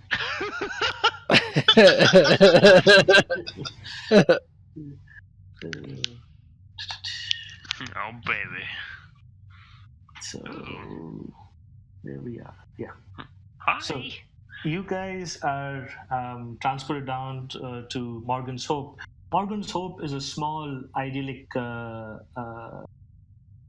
settlement that is the capital of Carnia 7. The rest of the settlers are spread out across the planet on large, self-sufficient farms. The colonists have, for most part, stuck to a central subtropical region of the planet, noteworthy of its rolling hills, tall deciduous trees, and pleasant climate. All of these factors make this area a perfect region for growing grapes and making wine. Beyond the settlement, the citizens of Morgan's Hope have planted enormous vines that stretch to the horizon in long, parallel rows of grapes. Just to give you guys a good visual of what that looks like. When you kind of transport down to the ground and you kind of pan around, look around, this is, in addition to Morgan's Hope, the settlement itself, you just see this vines just go out and towards the horizon. Morgan's Hope has all the comforts of a 24th century town, including small hospitals, schools, replicators, etc. The buildings are mostly single story, a few larger warehouses for storage of wine, as well as facilities for creating wine bottles. The colony also grows cork trees that are used to make the corks for wine. So pretty much think of it as a planet that is... It's a wine planet. Yes, exactly. Right. And you guys know from the information that Admiral Talara sent you, the wines that they're growing here is way, way, way complicated stuff. These wines remind humans of the wines that were very famous in the 20th century, especially the ones from Napa Valley, Virginia Valley, Bordeaux, and so on and so forth. So these are they are pretty much recreated 20th century wine here. It's almost an art form on this planet.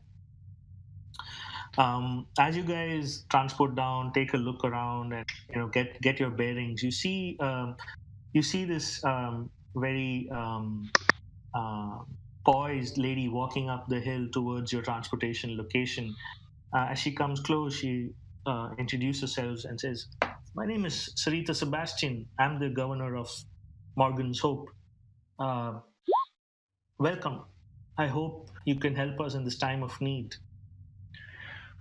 Of course, is it Governor Sebastian? Right? You can call me Sarita, please. Of course, Sarita, he's sort of fumbling with it because he's very used to the proper parts. Of course, Sarita, my name is Lieutenant Renan Chon. And these are my fellows here, my Ensign Boss Hogg, Ensign Stalik, Ensign Salas Jukimakirki, and Ensign Lyra.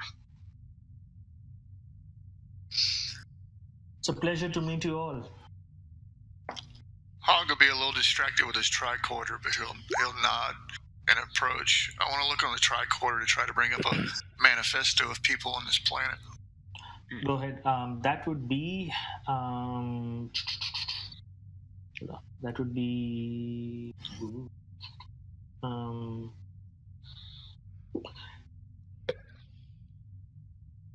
insight plus security. Task difficulty 1. And while he's doing that, whenever you get the results on that, I'm pretty much Oh man, he's a killer. Stalik is trying to get because this is the same stuff we've already come across, right? They were talking about this on the other planet, or is that not right? What other planet? The same aging effect. Didn't somebody mention tachyon particles when we were on the very first planet? Yeah, that's Ion storm. No, that was the ion storm. I know, but I thought the same particles were mentioned. I guess not. Never mind. No, they're not. I was sort of drawing some connections because it does sound similar, doesn't it? Character. Someone mentioned it. Actually, the opposite effect. Yeah, but it's still an effect of aging. I mean, I agree it is an opposite effect. Regardless, yeah, that's something we have to investigate, of course. I think it sounds a bit familiar, but so, are you guys? What are you guys? So just a reminder, Tet, you are now Lyra on in this section of the mission. Yeah, I know. So what are you guys going to do? Are you going to continue to talk to Sarita? I would, when everybody's doing their relative checks for stuff, I would speak. Sarita, we're definitely interested in helping as quickly as we can. We'd like to see some of the things you mentioned when you were speaking with the captain in the hail. Sort of show us some areas where this plant life and these buildings and everything is aging very quickly. We also would like to meet the boy who has been affected as well, just to sort of get a sense of what we're dealing with and up close and personal. Yes, that is an excellent idea. Let me first take you to because his parents are most worried, and I am worried as well. I think it'll all make sense when you see the boy and meet the parents. Just give me and so you guys start. Just follow me while I take you to them. Their names are they're the Mackleys. The husband is Wes Mackley and the wife is Aurelia. And she starts taking you down the hill slope and towards town. As you guys kind of enter the town area, everyone's looking at you. You guys are in your Starfleet uniform, tricorders out, just keeping an eye on things.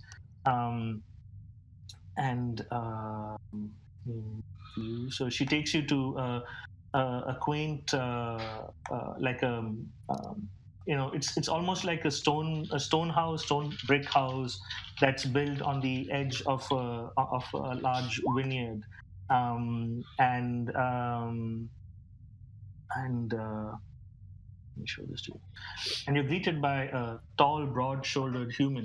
He says, "I'm Wes," introduces himself, "and this is my wife Aurelia and our son Ephraim." He points to the child. "We are so relieved that you've come. We weren't sure how long it would take for Starfleet to send a ship."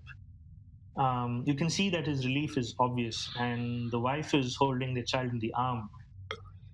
The child appears to be about 6 years old, but is babbling like an infant.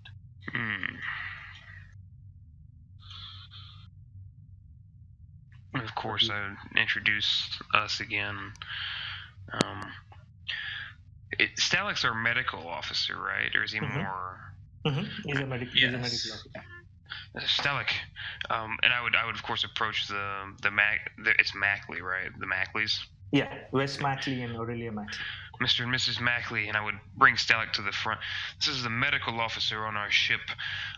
With your permission, I would like him to take a look at your child to see if there's anything he can glean about the situation, what might have caused this. And I also want to speak with you more about, if you noticed anything before this change. I understand it was an overnight change.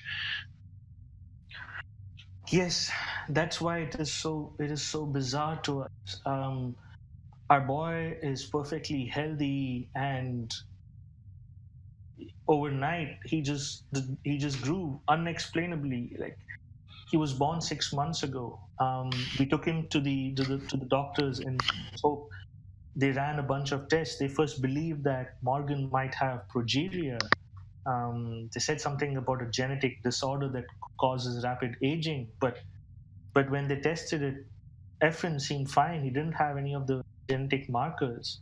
The doctor said physically he's completely healthy. Developmentally, he's healthy.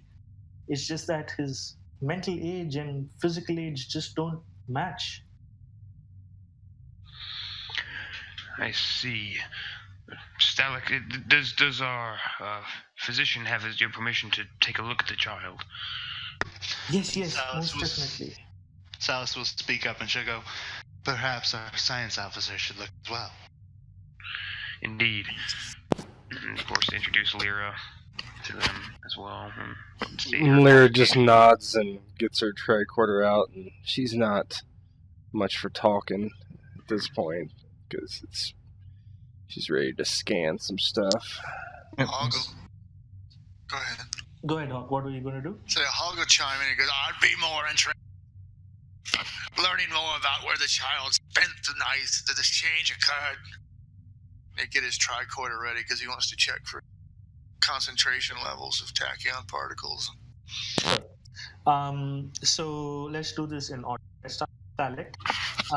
Stalik, I'm assuming you want to do a physical of the child for your own purposes, correct? Yeah. Okay. So that would be a reason plus medical task with difficulty 1.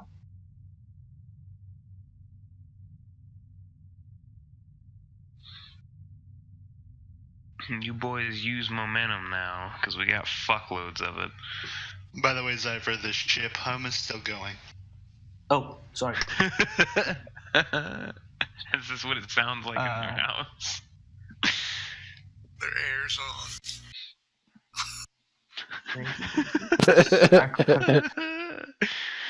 You said medicine insight, right? Sorry. Hold on. Reason plus medical. So reason plus medicine. Reason. And then I'm going to use one of the momentum, probably generate more or complication, but we'll see what happens. Sure. You can't think like that, man. Oh, fuck. See? I think I've gotten more than anybody, that's for sure. I'm going to use the extra 1 to remove that. No, you can't do that. You can't do that. Or no, I need 2. Challenge. Yeah, you need 2 momentums to remove vacation. But so what happens? Challenge die. There it is. Perfect. So let me explain what's about to happen and then what happens. So as you are kind of taking your tricorder out, and it has you take out this additional bit that kind of revolves within this little piece and kind of makes that noise. Wee, wee, wee, wee, wee. The child looks at you, and you need to realize that you're a Vulcan. It's used to seeing human faces, and you can see that its face is about to erupt into crying. It's about to start crying. What do you do? What does Stalik do? Yeah, because that was your complication, and you are going to remove the complication. So yeah, how do you remove this Stalik, complication? using his knowledge of culture, immediately popping up on, I would assume he has some kind of pad or screen that he can do this quickly on, images that he knows human babies find appealing. So, like furry animals or soft loving faces and stuff like that, and play them on a slide or something in front of him, replacing Stalik's face.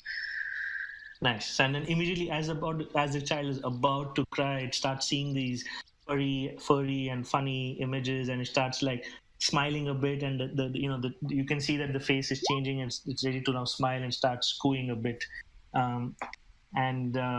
so you're able to do your examination without any other complications, and you find that the child is perfectly healthy. There are no underlying genetic disorders.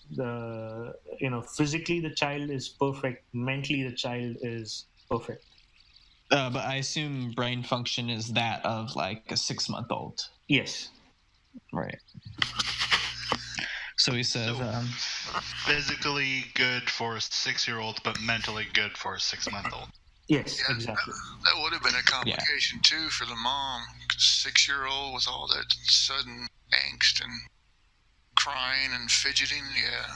Could you imagine changing a 6-year-old's diaper all the time? Like, that just sounds awful. But no, so Stalek says he repeats that. He seems perfectly fit for a 6-year-old, but the brain function of a infant. Yes, exactly. That's what the doctors here said as well. And this is Wes. He's kind of like, his mood was upbeat for a moment, and now it's starting to get dour again.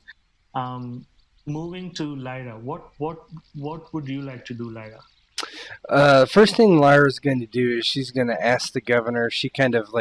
She's randomly using a tricorder to scan things, but then she asks, "Governor, may I ask you a question?" Yes, Lyra, is it? Yes, most definitely. Have your scientists recorded the large amount of tachyon rays in the area recently? Tachyon rays. That's news to me. I mean, our scientists we are more focused on viticulture. The science of making wine and perfecting it. And our medical staff, they're all trained by Starfleet, but they're more focused on, keeping this colony alive and making sure that the wines are perfect. Tachyons, this is the first time I'm hearing anything about it. And Lyra just nods, and she goes and begins scanning things. And she's going to try to do essentially the same thing as carbon dating, like trying to figure out if she can determine how long the tachyon particles have been overwhelming this area and try to correlate it to the child's sickness. Sure. So this would be, you'll have to do it in a couple of steps. First thing is, let's do a generic reading to see the tachyon levels in the surrounding. Yeah, she would probably go outside, or if they have a potted plant, and begin to scan the soil. Probably is what she would start doing. Yeah, let's do that. So this would be your insight plus science, and you don't have any focus for this. This is something you've done for the first time. The task difficulty would be 2. I'm going to use a momentum then. Okay.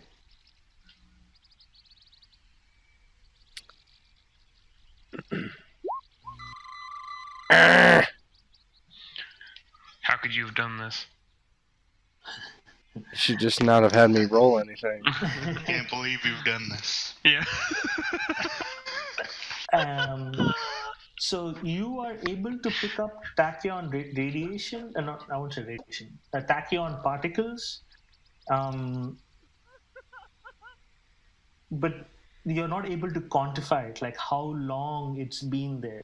All you know is it's not like a large concentration of it. It's just that it's there in the all around you, like it permeates this place.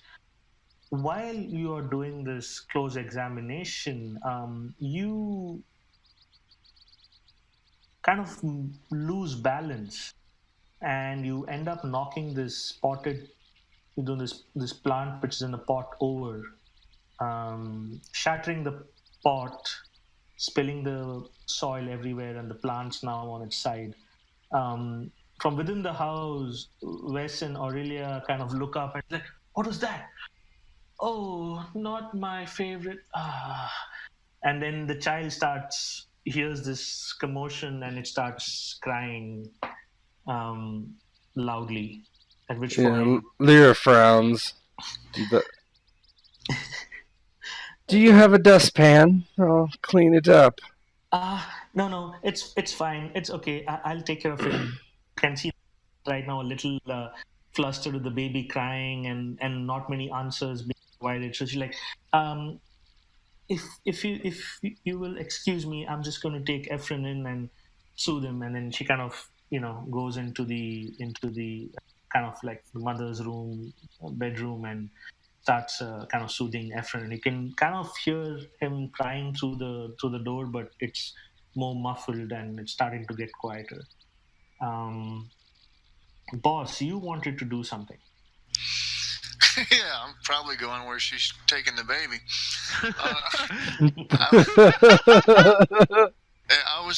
I'm extremely interested where the child spent the night of the change, and basically examining around for tachyon emission levels to see if they're like increased densities in certain spots of the house. Sure. So do the same thing. In your case, it would be insight and science as well. First round of checks. This would be task difficulty 2 again. I will spend a momentum. Okay. I don't think I have. You don't have focus. What about talents? Don't forget your talents. Lyra, also don't forget your talents. Yeah, I don't know what hers are. I haven't had to break up any fights yet, so mine's been nothing. I haven't had to evade while piloting a ship. So. I'm not really looking for... You said task difficulty 2? Task difficulty 2, yes. I spent momentum, by the way. Hey. Awesome. Challenge die. And challenge die. Okay. So nice. You have one more momentum, so you can ask more questions if you want. You see that the tachyon levels throughout the house are pretty much consistent. You also see that the tachyon levels outside the house and around the surrounding areas are consistent. They are there, not in extra large, like, not in extremely high quantities, but it's there. You also get the sense that it's like a wave, right? That you get the sense, you're not quite sure, you don't have any theories to explain why or how, but you feel that it's like a wave so there might have been a burst and you're seeing it now subside, and you're not sure if a burst is going to happen again. Okay, flushing around. Yeah, because my thought process is tachyon levels, food sources, stuff like that. Yes, Salas is going to turn to the governor and go, is there any wines stored here that might have been affected by this, whatever's going on? Yes. I will, if you're all done here, I will take you to our storage cellars and in the vineyards itself, and you can run more tests. And yes, the wines, I've been hearing reports that the wines are going bad, but I have not confirmed this myself. I can introduce you to one of the winters I know who's a good person and is really good with making sure that their wines never go bad. Her name is Sierra, and we can meet her today. That sounds like an excellent plan, Sweeta. Well, let's be off if everybody is finished with their observations here. And before I go, I would go over to Wes, put my hand on his shoulder, and just... Mr. Damn it, why do I keep forgetting their goddamn names? It's on the screen right in front of you. I'm so terrible. Wait, their names are? I think you might they're on the handout. If you close out the handout, it's not green anymore. Okay. I thought he meant the Mackleys. Okay. Yeah, I thought he meant that he had the... Yeah, there you go. That's what I was talking about. Okay. Yeah, I couldn't see. I apologize. Go to Mr. Mackley.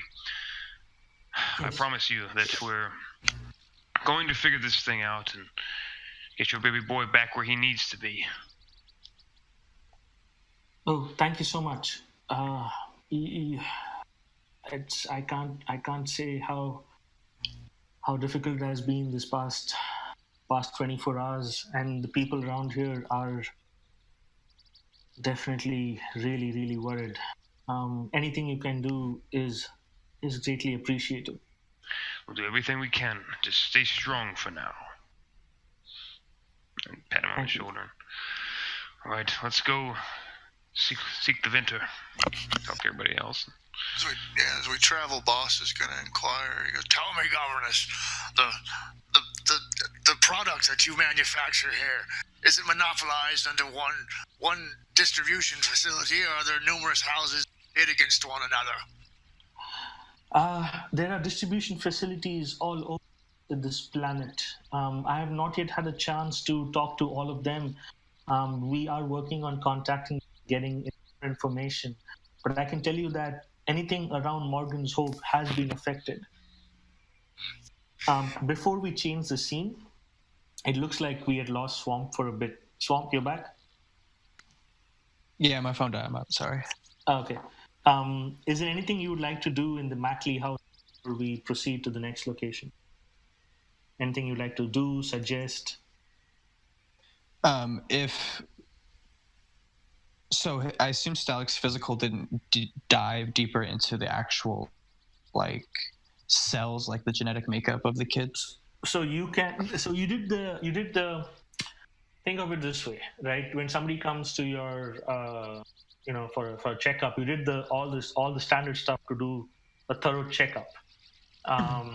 Now you can do some deep diving into the actual, like, if you want to look like you said, you want to look deeper into the cell structure, or if there's anything at the cellular level that has happened to this child, you can definitely do that.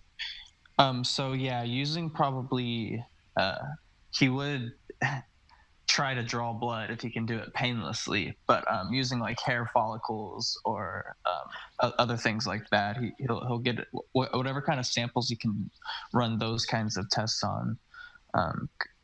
A quick field test and then a further test back at the ship. Given the child is a little cranky and all that's happened, you are able to just get maybe a couple of hair follicles and do like a quick DNA cellular level test. This would be, again, a reason plus medical, task difficulty 2. Okay. And how much momentum? Oh, wait, it's right here. There's only 2 now. 2 momentum. I will go ahead and use one.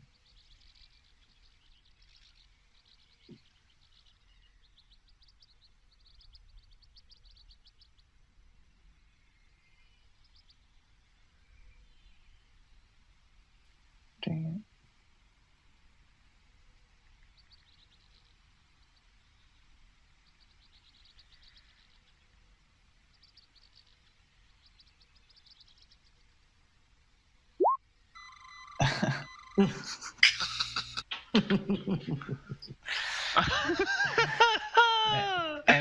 every time. At this point,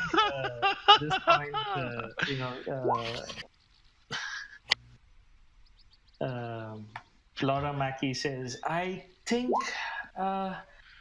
you have done quite enough for the day.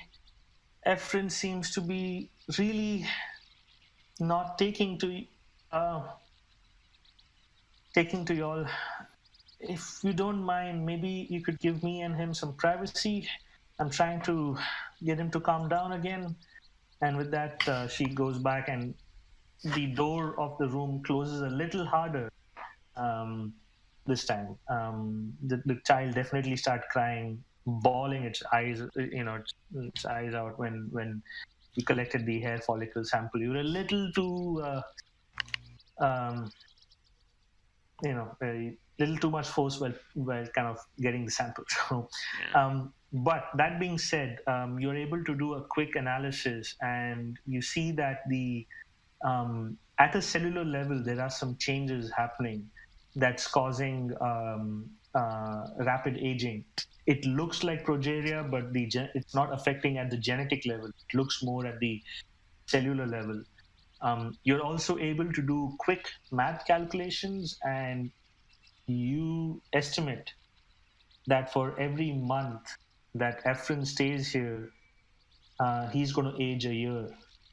That means in about 100 months, he's going to die of old age. So he says, Do you share that information with the Mackleys first? if they will answer the door.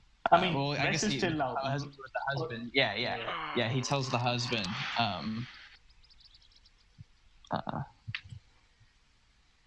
It seems as though we may not have long to figure this out.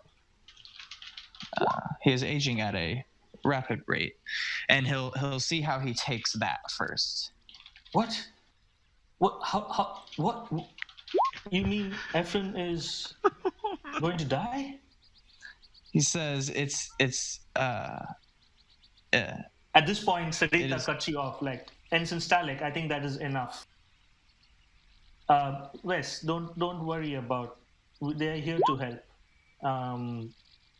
We'll figure this out, Wes. Don't worry. And you can see like Wes is really shaken, and he's about to, at this point, she looks to you and says, "I think we have done enough here.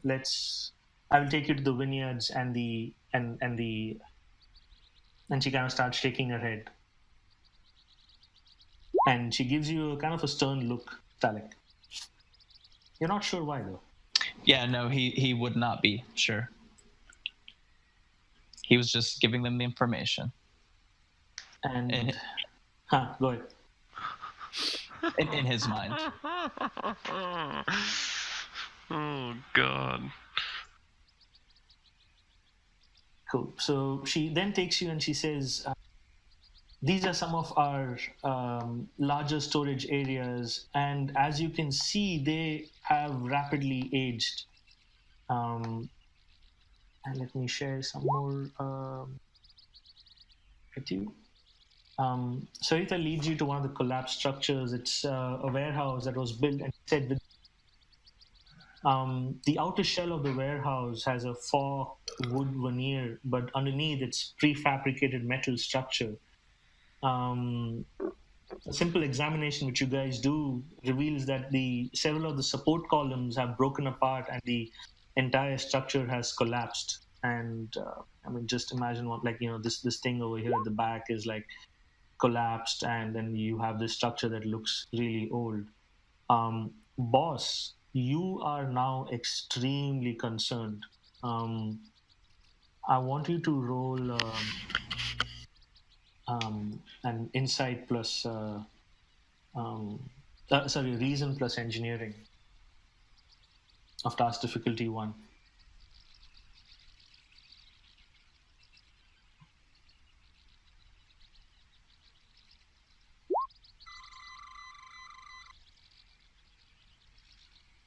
Perfect. So you know that this metal, it's when you kind of go close and start looking at them, you had a feeling, now it's confirmed, the warehouse is all made out of tri-titanium alloys. It's the same material that they use on starship hulls. So if something is happening to this metal in these buildings, it could mean disaster for the Federation fleet.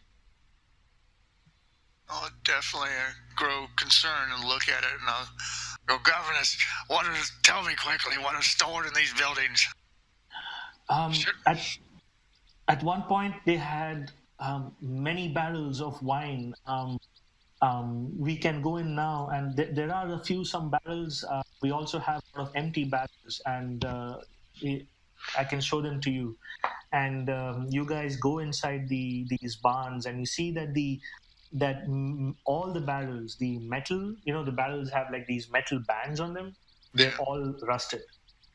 And she says, these barrels are barely 2 years old. This shouldn't be happening to the metal. And then in the corner, you see certain barrels have just like the wood has kind of molded, and it's like you can see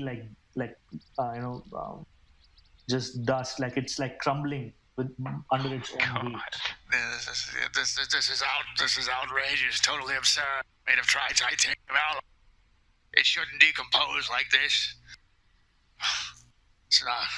Says, who's the science officer? Lyra. I go, Lyra, I definitely scanned the area for other signs of condensed tachyon particles. Perhaps we could gather more information about the latest batches of barrels of wine that were stored here. It could be something in the grapes. It could be something in the water that's used to irrigate. Then again, it could just be in the air and permeated, but there's some kind of temporal fluctuations going on associated with the tachyons, I feel. And she nods and she says, "Do you really believe it's something on the planet? If it can be, now let me ask you, Zypher. When we're on the ship, was the tachyon particles like on board the ship as well, or was it in space as well, or just on the planet, or did we not check Boss that? was able to do some successful checks, and he did see them in space, and it was affecting your sensors. That's right. So your ship's internal sensors raise no alarms of unknown particles. yeah, she's just like, I don't know if it's something on the planet or not, or if it's something atmospheric or perhaps stellar, and she just starts scanning around kind of randomly looking for anything. Okay, so let's do it this way. You gave some pretty good theories, so let's try and let's say this task is trying to gather information around you to try and focus on certain theories and drop the others. Okay. Right. So let's do this. This would be control plus science.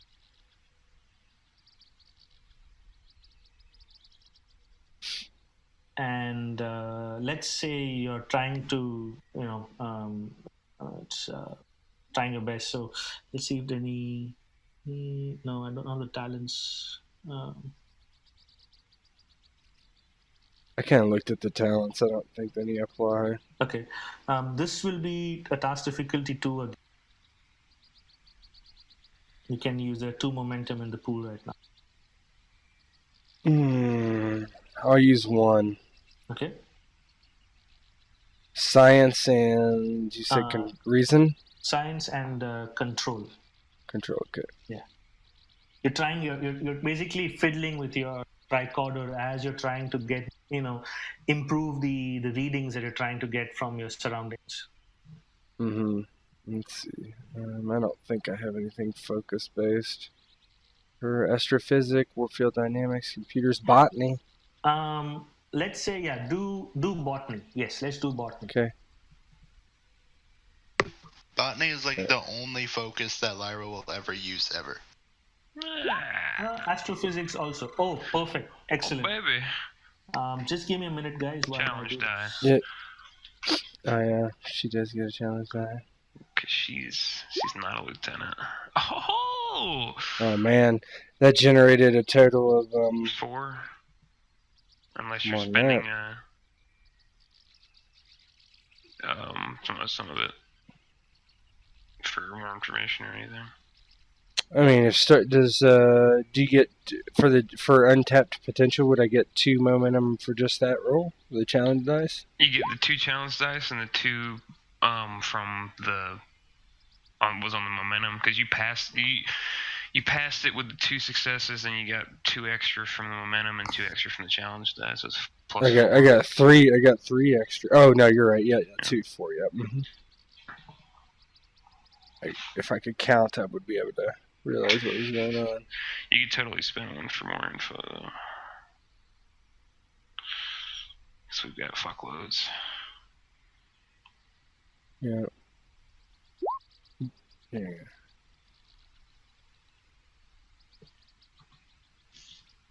Yeah. Lyra, are you done, Zypher, sending me stuff?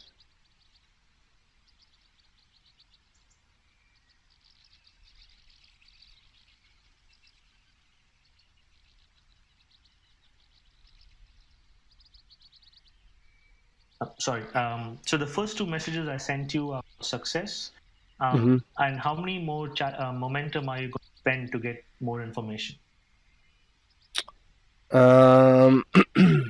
Know this, that information provided will make sense in the given situation, right? Even though I have all the information, I still cannot give it to you based on where you are, theories and So just keep that in mind. So just because you have generated so much momentum, trying to use it all to get you information will not be possible because there's only so much data you have.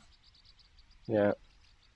Yeah, she's not gonna spend any more. She'll just stay with that. She turns and she says, "I don't think it's something on the planet. I think it's something stellar. It's everywhere, in the air, in the ground, in the soil. It's on the ship. I don't think it can be anything on the planet unless it's radiating out into space. It seems like it's something stellar, the source of the tachyon particles." Any theories on what stellar phenomenon could cause this? She considers that. Should I roll for anything to see if she would have any ideas? I would say you can use some of that momentum to kind of ask that question. Sure. Yeah. Sure. I'll. How much do you think? I would say use one. Okay. Yeah. Let's do that. Yeah.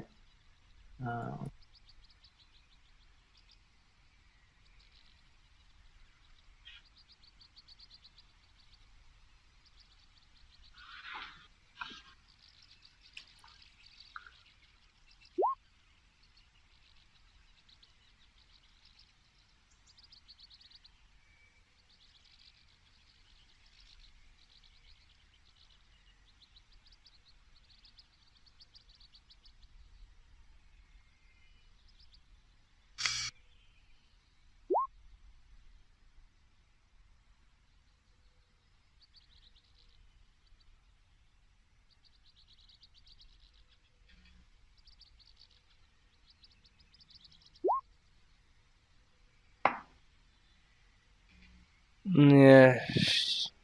Lyra shakes her head and she's like, "Well, there's two possible things, I think.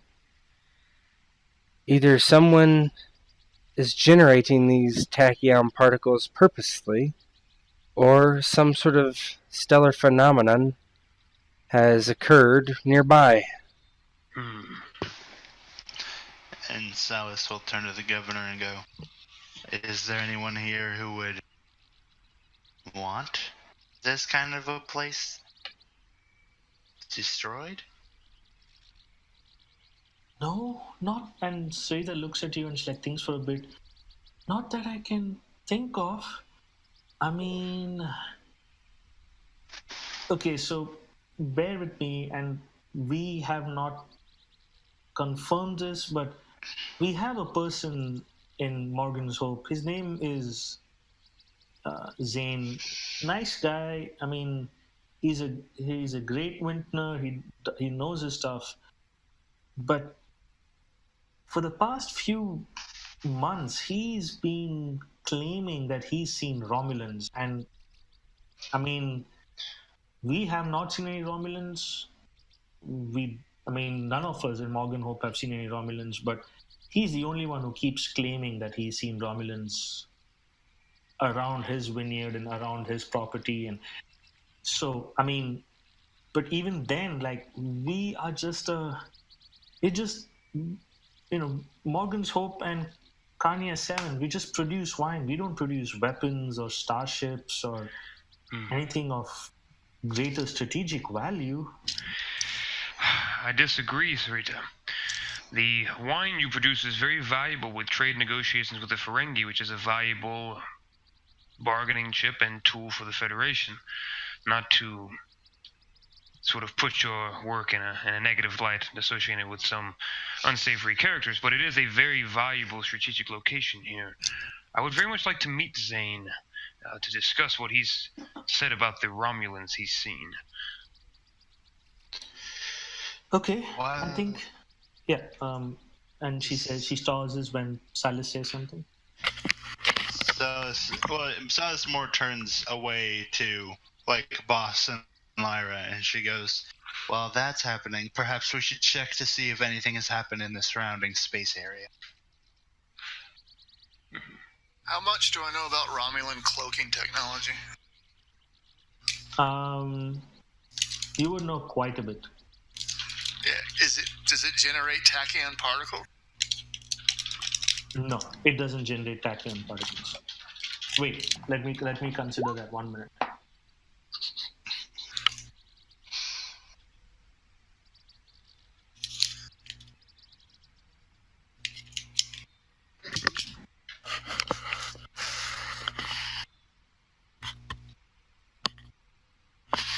No, the cloaking does not generate.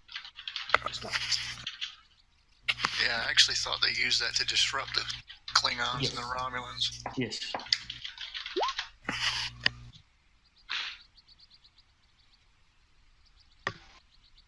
Okay, Salis, what do you mean by what else did you want to check? She wants.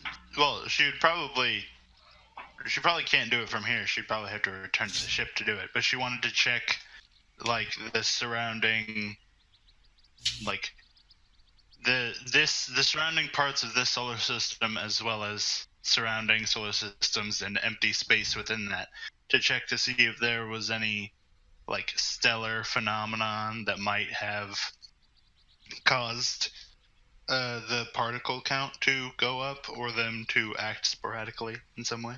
Cool. So at this point, Rinan, I think you should voice that opinion. Oh, as far as doing the report, Mm-hmm. I would tap my comm badge, say, Lieutenant Chon to Dharma. And you see there's a slight interference, like boss's communication still holding good so far. And Captain, go ahead. This is Captain Nobunaga. Report.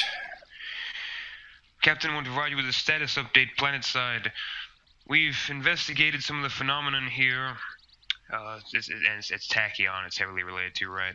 Mm-hmm. Of course, heavily related to tachyon interference as we expected. Ensign Lyra has submitted 2 possibilities that I wanted to bring up with you. The first being that there is stellar phenomenon. The second being that this is being artificially generated by someone. I also have the governess here saying that a local is claiming to have seen Romulan interference. Romulan? Is that confirmed? Right now, it's just this man saying it, Captain. I thought it would be something to bring up with you, though, because if that is true, and we do investigate this to find that to be true, that could mean a bigger problem. Yes, it would mean a great deal of problems, Lieutenant. Right now, we're going to speak with the Ventor that has claimed to have seen these Romulans and see what he has to say. I'll provide you with an update as soon as I know anything further, Captain. Can I beep in with an ad? Yeah, you all can beep in. It's like, even though Rinan has lead, you guys can still beep in. Mm-hmm. This is Engineer Hogg speaking, Captain. Go ahead, Ensign. I suggest you'd have the ship's, the equivalent to Scotty, the main engineer, basically. I suggest you'd have the ship's engineer run a full structural dialysis of the ship's integrity. It appears to be some manner of temporal mutation we might be dealing with. How much danger are we in, Engineer Hogg? Do you have any idea? I'll send my tricorder readings accordingly, but it seems that it's something down here has been able to accelerate the aging process of tri-titanium alloy, the very stuff our ships are comprised of. Yes, that's disconcerting. Send your readings up and I'll have the chief look into it. I'd not have the Dharma stick around in such environments. I'm not leaving without you. Do your investigation and keep me apprised. And back on the ship, yeah. He would raise his shields. Okay, and back on the ship, the captain orders the shields to be raised. And Salis will go. Ensign Salis speaking. Yes, Ensign? I would advise checking the surrounding solar systems as well as all empty space to see if any spectral phenomenon or spatial phenomenon has happened. It might have increased the particle count here planetside. Yes, we'll look for any any stellar phenomenons that might cause tachyon pulse emissions? Thank you, Ensign. Of course, Captain. Cool. Lieutenant Chan, Yes, Captain. there's only 5 of you down there, so I don't want you to put yourself in undue danger. If you are faced with a situation where you are overwhelmed by anything, i.e. Romulans, contact me immediately. Understood, Captain. We won't get all heroic in this one. We'll do what we need to do to make sure to get this job done for you, sir. Good. Bring everybody back. Nobunaga out. Understood, Captain. John out. Look back to Sarita. Right. Please, take us to Zane. I'd like to speak with this man. Yes, let's go to Zane. I'll meet you. Just be prepared. He can be a little spirited. Well, Governess, you'll find no less spirit in each one of us. Sort of. And Salis will kind of walk up and she'll elbow him a bit, and she goes, "That's not what she means." Oh. And she kind of doesn't understand the quip that she seems to be just about the place and what's happening to it.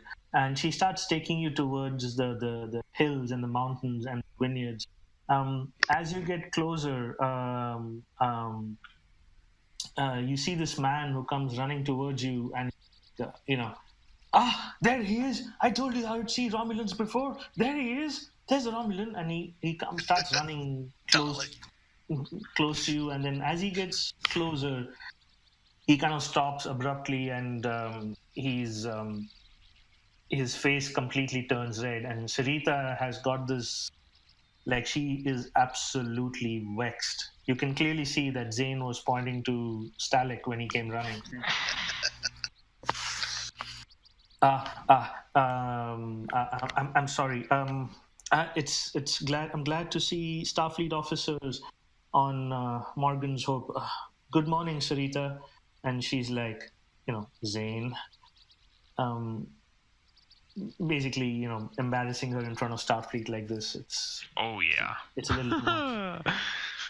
And he says, I'm glad you brought them here. I think you think you finally believe what I have to say. It doesn't matter if I believe. They are the ones you have to convince. And Zane says, yes. I've seen Romulans about my property and on my vineyard, and they come and take soil samples, and they look at my vines, and they take the grapes off my vines. And I've seen them kind of sulking around my house and taking samples of the well water, and this has to stop. I mean, I know we are close to the neutral zone, but this is still Federation space. Like, I don't understand what the hell is going on. Zane, slow down, my good man. Relax. Take some deep breaths. My name is Lieutenant Renan Chon. And these are my fellow crewmates from the USS Dharma. Now, I'm definitely curious to hear about what you have to say with these Romulans, because there's a lot of strange going-ons. Tell me precisely what times, what days, when did these Romulans come about to your property? And when was the last time that you saw them visit? So, I've seen them for now maybe 6 months, even before all this nonsense regarding our vines and our structures have started. 6 months I've seen the Romulans on our property, and nobody's believed me. And then all this business of our wines dying, our grapes turning sour, and our structures collapsing, it's a little too much. They come generally, late in the evening, at night, when it's a little harder to see around you. They're always sulking about. They seem very interested in the vineyard for the past 6 months. And then right around when all this business started about the strange happenings with whatever is happening to our atmosphere, they started being more intrusive. They started taking soil samples, they started taking water samples, they started taking plant samples, everything you can think of, they started taking it. Come with me. I can show you where I think I saw them last. Follow me. And as he's talking about that, I do want to read the surface thoughts of him about, you know, if he seems like, if he's being honest or if he's just telling some tall tales. Sure. Is there anything? So it says, let's see, I'm assuming it's it's just a basic thing. Just a thing you can do. Okay. So I would say two things. You are more than welcome to run a task as well. Mm-hmm. Now, from the Beta Z surface thoughts, you gather that he is agitated, and you feel he's agitated about what he's saying. His body language also emanates agitation and some amount of fear, given the fact that he's talking about Romulans. Mm-hmm. Now, you can do an insight plus command task to kind of read, really concentrate on him and see if he's if he's lying or. No, I think regardless of whether or not he is sure what he's seen, he believes what he's seen. That's really enough for me to want to investigate it, ultimately. Cool. So do you guys follow him?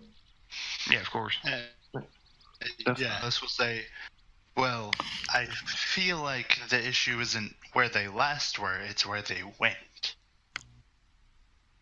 We might be able to glean some information from their last known position. Come with me, and I'll show you where I saw him last. And he kind of takes you guys kind of right here, at the edge of the vineyard. Renan, give me a reason plus security task of difficulty 1. We got some momentum. I think I'll use some.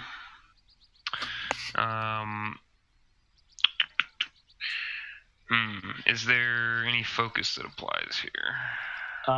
Yes. I would say your focus of espionage applies here. You are almost like Sherlock Holmes here, kind of exiting. Baby. Awesome.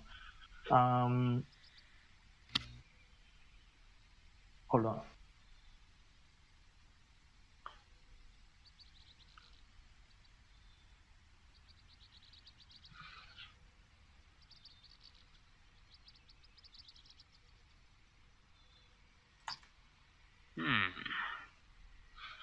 And Renan would go over to the small hole you guys see in the ground and just looking at it.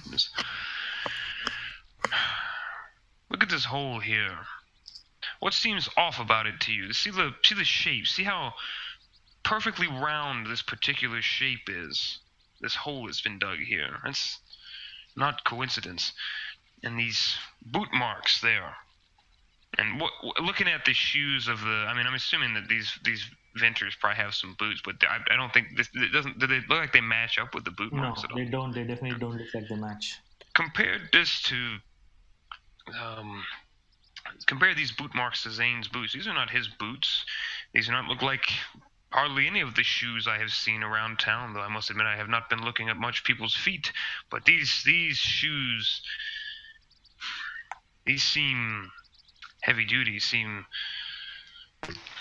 perhaps militaristic. Perhaps we should cross-reference them with soldier uniforms that we know of. Perhaps Romulans? And Lyra begins to scan it. Yeah, boss wants to scan the ground near the hole, see if it's like cavernous or if there's like something blocking it after a certain depth. Basically go as far as the sensors can go down. Sure. So boss, go ahead and make that an reason plus engineering task of difficulty 2.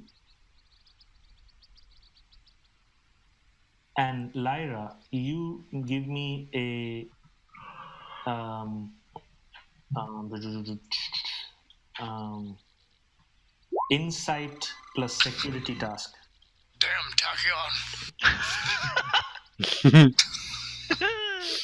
I don't think I have any focus on this, right? What's No. my difficulty? This would be difficulty 1.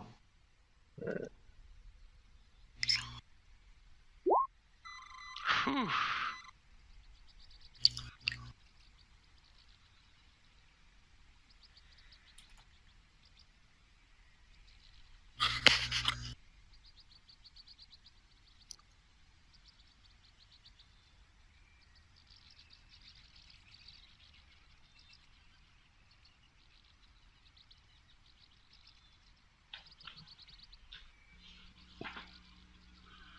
Did you get it?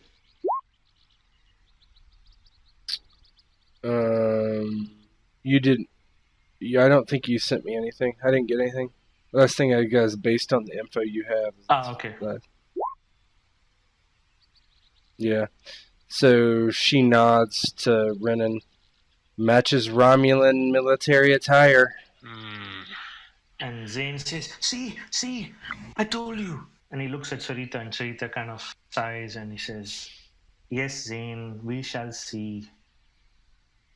Hog will be fiddling with his tricorder, and he goes, I can't get an accurate reading. There appears to be too much ferrous composites in the strata. Could very well be something subterranean beneath the hull. Zane, when was the last time that these Romulans came to this place? Well, I saw them, I think last night. Yes, last night was when I saw them. I could see them in the shadows, and as I came running towards them, they just disappeared. You kind of get the sense that he might be a little exaggerating with the disappeared. Zane is not like the fittest person you've seen, so he could have been him screaming and running. So definitely outrun. Yes, yeah, exactly. Yeah. They could have bolted and disappeared, quote unquote. I want to nudge Stalik, but y'all go ahead and do what you want to. But I want to nudge Stalik to the side while y'all are talking to Zane. Yeah, go ahead and go through your thing right now. Oh, I was just gonna whisper. The doctor says, if Romulans are involved, there's no telling what might be compromised here. Perhaps you can try to ease Mr. Knowles' nerves by giving him a mild sedative and running a physical upon him. See if there's anything out of the ordinary. Stalik says, I was under the impression he was just a little different, but yes, perhaps some tests would be wise. And he would, after they're outside right now, right? Yeah, everybody's outside. Yeah, he'll say to boss, once we're at a little more comfortable area, I will administer a sedative and run some tests. Zane, do the Romulans come here every night? I've seen them most nights, not every night. But I definitely saw them last night. And then she'll turn to Renan and she'll go, then perhaps if we follow this trail and it doesn't lead anywhere, perhaps we should stick around overnight, see if we can find anything. Certainly a good idea, something to consider. And I want to look at the boot prints and see if they lead off anywhere. Yeah, so now that you have exactly what you're looking for with the boot prints, and you know that you also know how, kind of like knowing how Stalek is and Romulan physiology, you kind of know the strides they take, right? You guys are able to pick up the trail, the Romulan trail, pretty easily, and it's kind of heading up into the mountains. Yeah, I'm going to try to inform the captain again, because this is a new update, and this confirms it pretty much to me that there's at least some sort of Romulan fishy business going on with that. So I'm going to, of course, Lieutenant John to Dharma. Is the comm up? Can I hear them? Yeah, the comm is still up, but now it's getting Yep. a little more. Nobunaga here. Captain, update on the situation. We've got strong evidence of Romulan involvement, matching boot prints to the uniforms that we know them to wear on file. That is grave news. And immediately Nobunaga would be very, very perturbed by that. I think I would recall at least Ensign Salas, Lyra, and Stalic. And I'll be sending some reinforcements for you and Ensign Hogg. Understood, Captain. I wanted to also let you know that we're able to follow their trail if need be. There's a trail of their boot prints leading into the mountain. I believe we could follow it safely. They also have the potential that they've been visiting a particular vineyard here. It looks like they were doing some sort of strange excavations on the ground. We weren't able to get any clear readings, but they're doing something to this soil here, Captain. I'm not sure what. Remain where you are, Lieutenant, until reinforcements arrives. Understood, Captain. Drawn out. And, yeah, he would, I suppose, beam back those three. Yep. So at this point, you guys see that Lyra, Salas, and Stalic get beamed out, and three security officers, ensign security officers, beam down to the planet side. Oh, Hey, my boys. Hey, Zypher. Yeah. I think Nobunaga would beam down with him. Oh, shit. Excellent. Yes, and that would mean two security officers and Nobunaga will beam down to the site. And with that, we will end today's session. Oh, shit. All right.